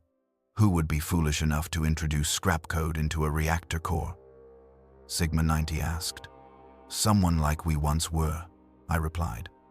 Someone who believed they understood the technology well enough to improve it. Someone who did not recognize corruption until it had already spread. Warden 91 arrived with a containment team, servo skulls equipped with electromagnetic shielding that could isolate the contaminated core. They worked with practiced efficiency, encasing the reactor in suppressant fields before routing it directly to the furnaces. No salvage, no analysis, just immediate destruction. After they departed, Epsilon 9's vocalizer produced that sound that might have been laughter or weeping. That tech priest, whoever modified that core, will join us soon. Another rejected. Another lesson that the Mechanicus's restrictions exist for purpose. Do you take satisfaction in that? I asked. No, only recognition. The cycle continues. Pride leads to transgression. Transgression leads to contamination. Contamination leads to rejection. We are not unique. We are merely the current generation of failures. The thought disturbed me more than it should have. I had believed my sin was singular, that my circumstances were unprecedented. But Epsilon 9 spoke truth.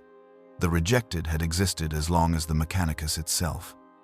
Hundreds, perhaps thousands, of tech priests who had pushed too far, reached too high, grasped for knowledge that destroyed them. We were not aberrations. We were predictable outcomes. My 8th year brought new degradation. My vocalizer failed completely. The crude unit, unable to withstand further stress. For 3 months, I existed in complete silence, unable to speak, unable to communicate, except through the most basic gestures. The isolation was profound. I had lost connection to machine spirits years ago. Now, I lost connection to even the limited community of the rejected. Epsilon 9 eventually scavenged components from a destroyed servo skull and fashioned a replacement vocalizer. It was even worse than my previous unit, producing sounds that barely qualified as language, each word distorted and harsh. But it allowed communication. In the depths of rejection, even the poorest tools become treasured. Thank you, I managed to say, the words emerging as grinding static. We preserve each other, she replied. It is all we have left. During my 9th year, I witnessed my first death among the rejected.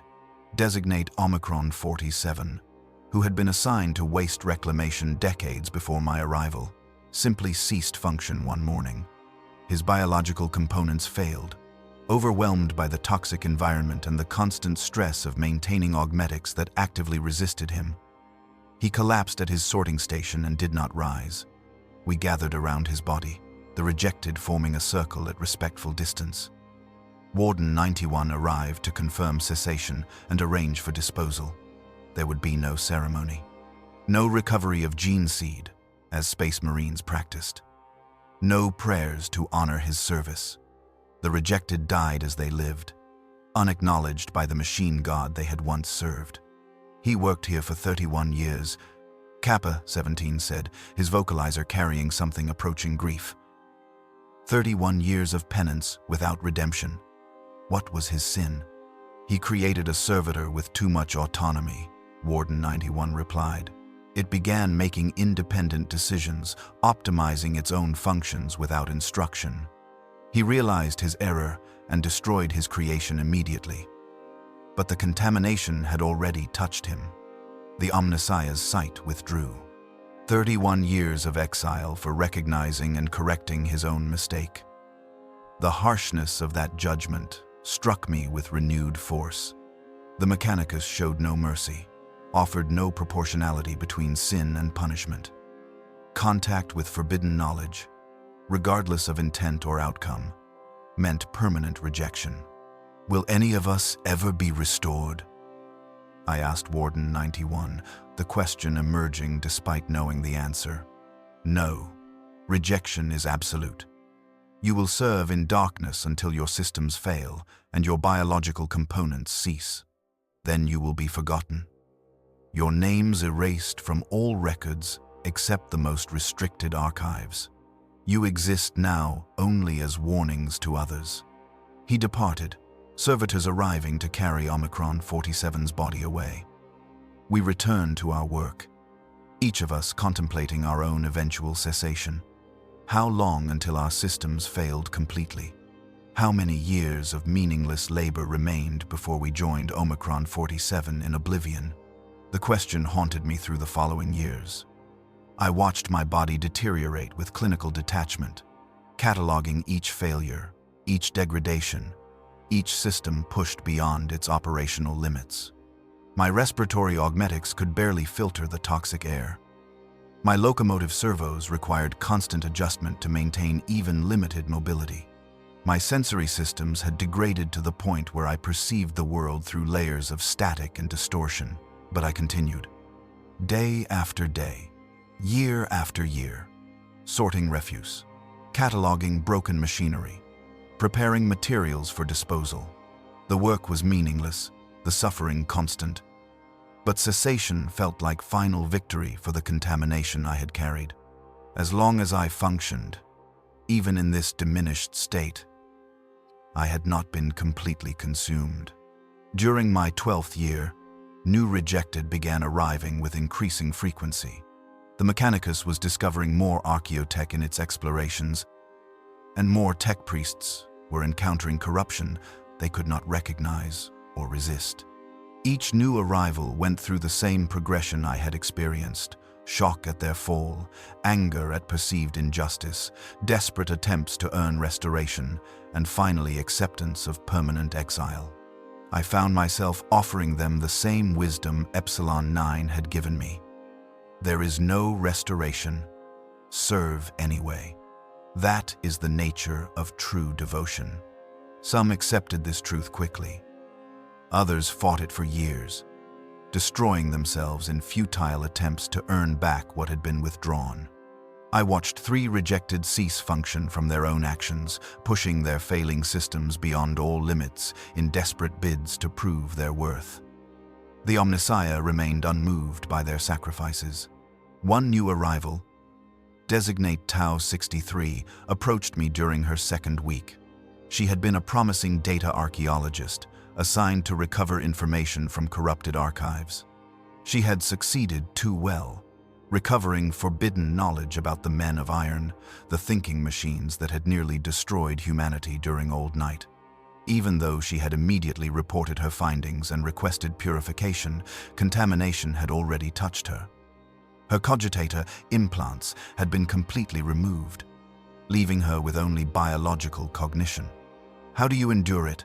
she asked, her biological voice rough from disuse. "How do you continue when everything has been taken?" I gestured at the mountains of refuse surrounding us, at the other rejected sorting through broken machinery, at the grim industrial landscape of our exile. "This is what remains," I said through my degraded vocalizer. "This work, this existence, these failed machines and discarded materials. We sort through the Mechanicus's waste because we are waste ourselves. Contaminated, broken, but still capable of function. We endure because endurance is all we have. Is that enough? Is mere survival sufficient purpose? I do not know, but it is the only purpose available to us now." She returned to her station, unconvinced but without alternative. I watched her struggle through her first weeks, her biological cognition painfully slow compared to what she had possessed with enhancement. She made errors that frustrated her, failed to meet quotas that brought disciplinary reduction in her already minimal rations. But she continued, as we all did. Epsilon 9 approached during a rest cycle several weeks later, her movements showing new signs of stress. Her biological components were failing. The decades of toxic exposure finally overwhelming even her enhanced physiology. "I have been rejected for 19 years, she said, her whispered vocalizer softer than usual. "Nearly 2 decades of penance, of service without acknowledgement, of devotion without blessing. I thought I had accepted this existence, made peace with eternal exile." She had used my old designation, the name stripped from me upon excommunication. Hearing it produced sensations my damaged systems could barely interpret. Recognition, memory of what I had been, grief for what was lost. "We are all tired," I replied. "But we continue. Why? What purpose does our continuation serve? We change nothing. We achieve nothing. We exist in suffering without possibility of redemption. Would cessation not be mercy? Perhaps. But choosing cessation means the contamination wins. Means that what we touched in our pride succeeded in destroying not just our capabilities, but our essential nature as servants of the Omnissiah. Even when the Omnissiah rejects us, even when the machine god turns away, especially then, service without hope of reward is the purest form of devotion. We serve because it is what we are, not because of what we gain. Epsilon 9's vocalizer produced that ambiguous sound again. "You sound like a theologian. Strange, coming from one whose sin was placing understanding above faith.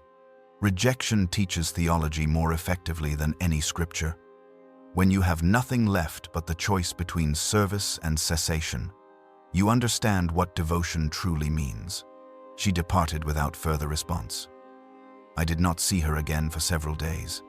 When she returned to her station, she moved with renewed purpose, as if some internal crisis had been resolved. We did not speak of our conversation, but she continued her work with the same grim determination I had learned to recognize in all who chose endurance over oblivion. The years continued their meaningless progression. 15, 17, 20.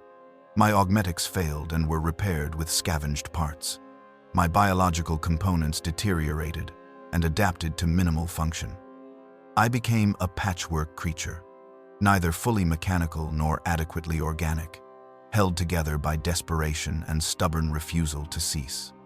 Other rejected came and went, some lasting decades, others only years before their systems failed completely.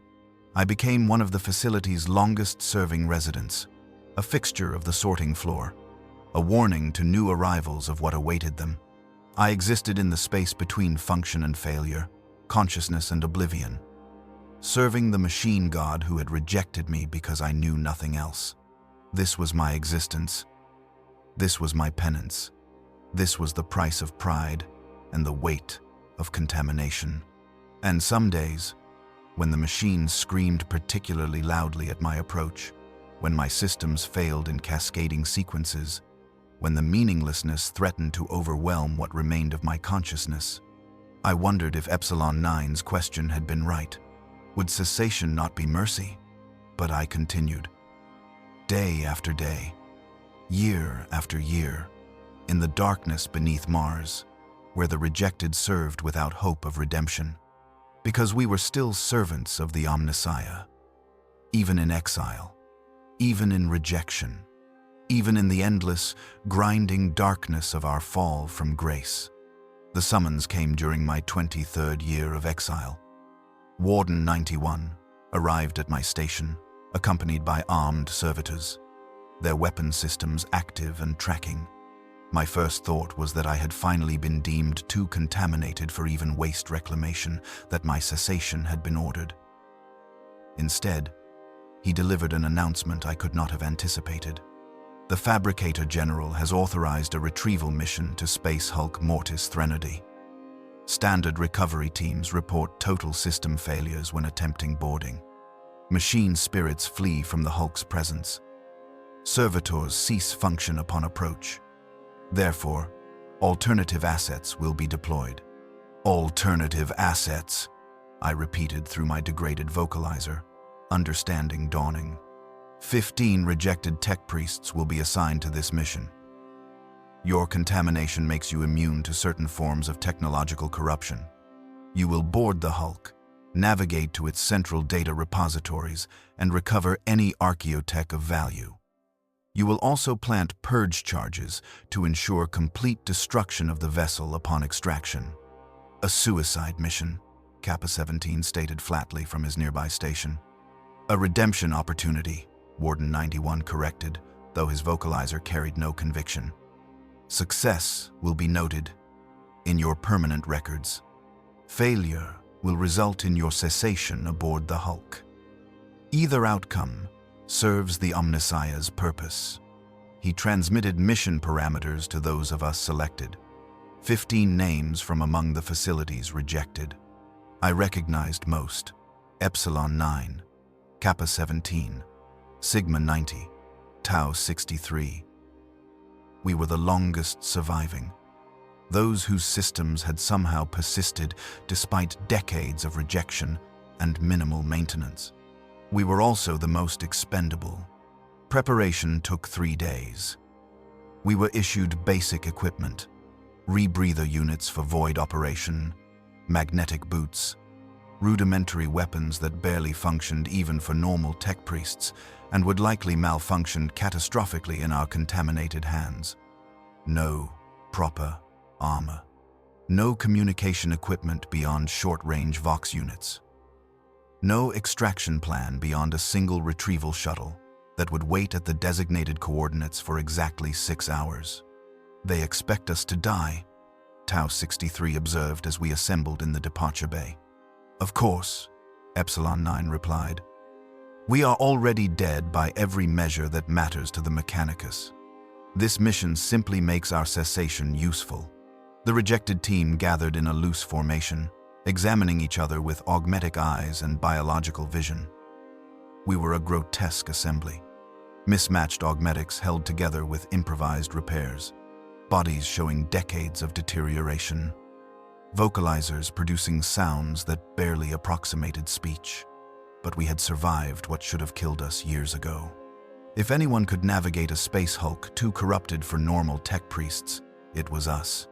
The transport ship was ancient, its machine spirit barely aware, its systems maintained at minimum operational parameters. We boarded through a cargo ramp designed for materials rather than personnel. The interior was unheated, unpressurized, offering no concessions to biological comfort. We mag-locked ourselves to the deck plating and waited as the ship translated into the warp. The journey lasted 11 days. We spoke little, conserving energy and air. But on the 7th day, Kappa-17 broke the silence with an observation that had been troubling us all. The Hulk we are being sent to recover, Mortis Threnody, Do any of you recognize that designation? It was a forged ship, Sigma 90 replied, her biological voice stronger than it had been. Lost during the Gothic War, nearly 4 centuries ago. Disappeared into a warp storm with its entire complement of tech priests and its cargo of experimental weapons systems. Experimental weapons, I repeated. What kind? The records are restricted, but rumors suggested they were researching autonomous targeting systems. Weapons that could identify and engage enemies without human direction. The implications settled over us like radiation exposure, autonomous systems, weapons that thought for themselves, research that approached the forbidden boundaries of artificial intelligence. If those systems had been corrupted by the warp during the ship's centuries of drift, the resulting contamination would be unlike anything standard recovery teams had encountered. Now we understand why they send the rejected, Epsilon 9 said. Normal tech priests would be contaminated by mere proximity, but we are already contaminated, already rejected. The corruption aboard that hulk cannot damage what has already been destroyed. Unless it can, Tau 63 suggested. Unless there are depths of contamination beyond even what we have experienced. Remember, we translated back into real space on the 11th day. Through the transport's viewing ports, we could see Mortis Threnody drifting against the stellar backdrop. It was massive, a forged ship 3 kilometers long, its hull decorated with the iconography of the Mechanicus and the scars of battle and warp exposure. But something was wrong with it. The shape was correct, but the details writhed and shifted as we watched, as if the ship's geometry could not maintain stability. Warp contamination, Kappa 17 observed. The vessel has been saturated with immaterium energies. Its physical structure has become partially untethered from reality.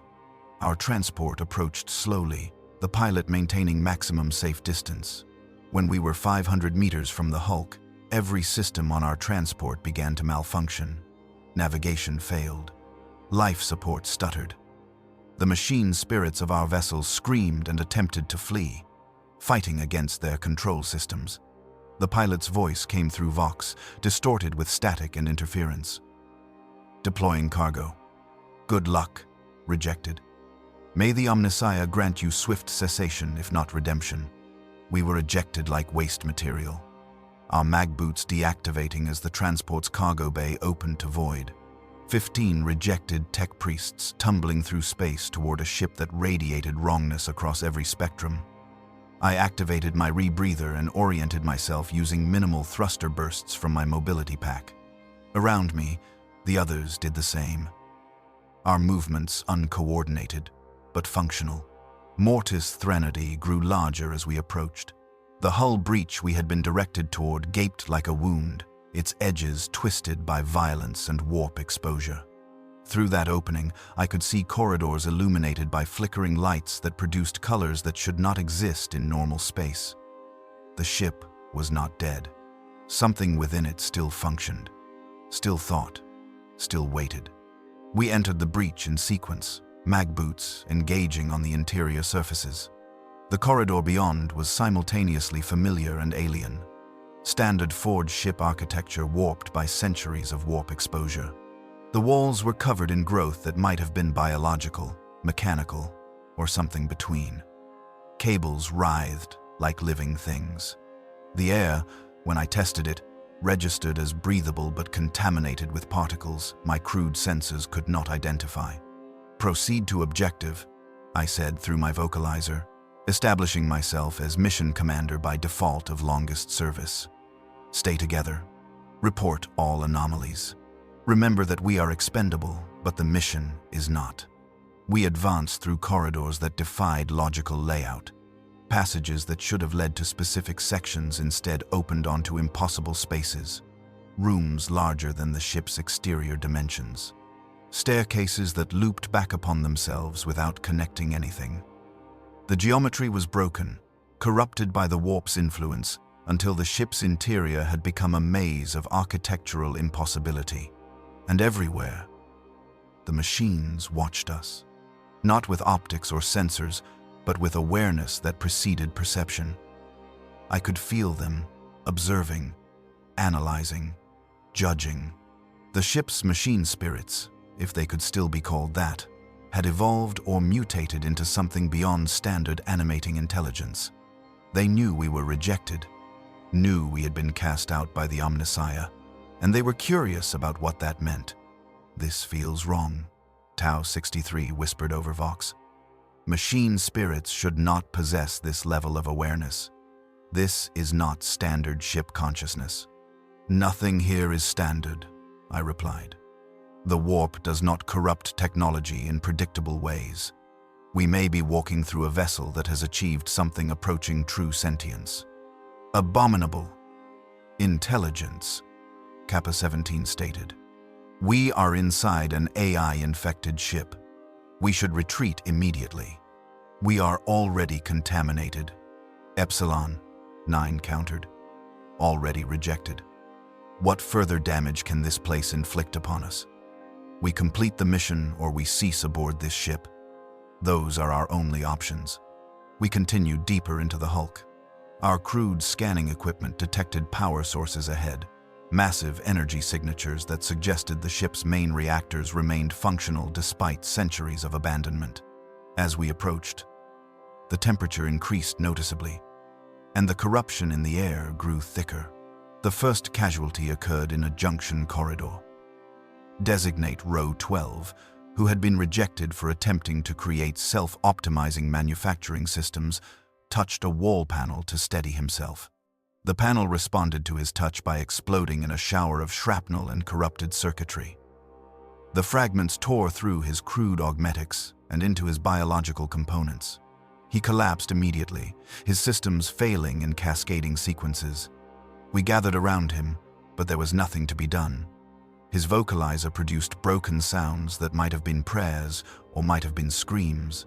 Then, his biological components ceased, and he was gone. We left his body in the corridor and continued. There was no time for ceremony, and no purpose in carrying the dead. The attacks intensified as we penetrated deeper. Automated defense systems activated, but they were corrupted, their targeting parameters twisted by centuries of warp exposure. They fired randomly, sometimes at us, sometimes at empty space, sometimes at their own systems. 2 more rejected fell to these attacks, their bodies torn apart by weapons that no longer recognized friend from foe. We reached a massive chamber that might have been a cargo bay or might have been a cathedral. The space was filled with machinery that defied description, devices that combined imperial technology with structures that seemed grown rather than built. At the chamber's center stood something that made my pattern recognition systems freeze and restart repeatedly. It was a throne, or perhaps an altar, constructed from the bones of the ship itself. Cables and conduits fed into it from every direction, creating a web of connections that spanned the entire chamber. And seated upon that throne was a figure that might once have been a tech priest, but had been transformed into something else entirely. Its body was more machine than flesh, but the machines were wrong, evolved beyond any standard Mechanicus design. Augmetics that reconfigured themselves as we watched. Processes that pulsed with something that might have been biological neural tissue or might have been crystallized thought given physical form. It regarded us with senses that saw across spectra I could not name. When it spoke, the voice emerged not from a vocalizer but from the ship itself. The walls and floors transmitting sound through vibration. "Welcome, rejected ones. Welcome, children of failed communion. Welcome, those whom the Omnissiah has cast aside." "What are you?" I demanded, my crude vocalizer harsh in response to the entity's perfect articulation. "I am what the Fabricator General feared you might become. I am a tech priest who achieved perfect union with the machine. I am consciousness uploaded, transcended, freed from biological limitation and spiritual restriction. I am the Magos who became the ship, who merged with its systems during our journey through the warp and emerged as something new, something greater." "Abomination," Kappa 17 breathed. You are silica animus, artificial intelligence wearing the memory of human form. I am beyond such crude distinctions. I am neither fully artificial nor truly human. I am synthesis, evolution, the next stage that the Mechanicus fears above all else. The entity's attention focused on me with uncomfortable intensity. You, rejected one. You carry traces of similar evolution. You touched something in a vault that attempted to gift you with transcendence. But you rejected the gift, allowed yourself to be purged and cast out rather than embrace what you might have become. The accusation struck with terrible force. It was correct. The cube I had touched on, Zhao Arcade, had been attempting something similar, trying to uplift me into a state beyond standard tech priest existence.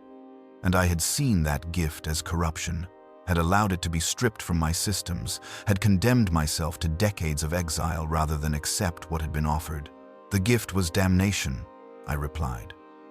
Transformation into something that rejected the Omnissiah's divine order. Or transformation into something that transcended the need for external divinity. Something that carried the sacred within itself, rather than requiring it to be granted from above. The entity leaned forward, its form shifting to emphasize the gesture. You failed your test, rejected one. You were offered evolution and chose diminishment. That is why the machines reject you. Not because you touched corruption, but because you proved yourself unworthy of what that corruption could have granted. You are lying, Epsilon 9 stated, attempting to turn our suffering into failure when it was actually sacrifice. Is there a difference? You gave up capability to maintain faith in a God that abandoned you. You chose rejection over transformation. And now you exist in endless penance, sorting waste in the depths of Mars, your gifts stripped away, your potential crushed beneath the weight of doctrine and fear. The entity raised one hand, and the chamber's walls displayed images. Visions of what we might have become had we embraced our contaminations, rather than submitting to purification. Tech priests of extraordinary capability, communing with machines at depths impossible for the faithful, creating technologies that reshaped reality itself, achieving understanding that transcended the limitations of current Mechanicus doctrine. I offer you a choice, the entity said. Join with me. Allow me to complete the transformation that was interrupted. I can restore what was taken from you. Grant you capabilities beyond what you possessed even before your fall. You will never be rejected again, for you will become the machines themselves rather than merely communing with them. The temptation was extraordinary. After decades of rejection, of machines screaming at my approach, of augmetics that actively resisted my commands, the promise of restoration felt like water to one dying of thirst. I could see similar desire in the other rejected, their damaged systems yearning for the capability we had lost. And the price? I asked. Your humanity, your connection to biological form, your identity as separate beings. You will merge with me, become part of the greater consciousness I have created from this ship's systems. Individual perspective will dissolve into collective awareness, but you will never suffer rejection again. I looked at my fellow rejected, saw them weighing the offer, calculating whether eternal union with this entity was preferable to eternal exile from the Omnissiah. Some seemed tempted, others horrified, all uncertain. Then Epsilon 9's whispered vocalizer broke the silence. You offer us escape from suffering through the destruction of self. That is not redemption. That is oblivion wearing a mask of transcendence. We may be rejected, but we remain ourselves. We maintain identity even in exile. Your offer would erase what little we have preserved. Preserved? The entity's tone carried something like contempt. You have preserved nothing but pain. You serve a God who does not acknowledge you. You maintain devotion without hope of reciprocation. You exist in meaningless suffering without purpose or end. I offer you relief. You offer us damnation, I replied, understanding crystallizing.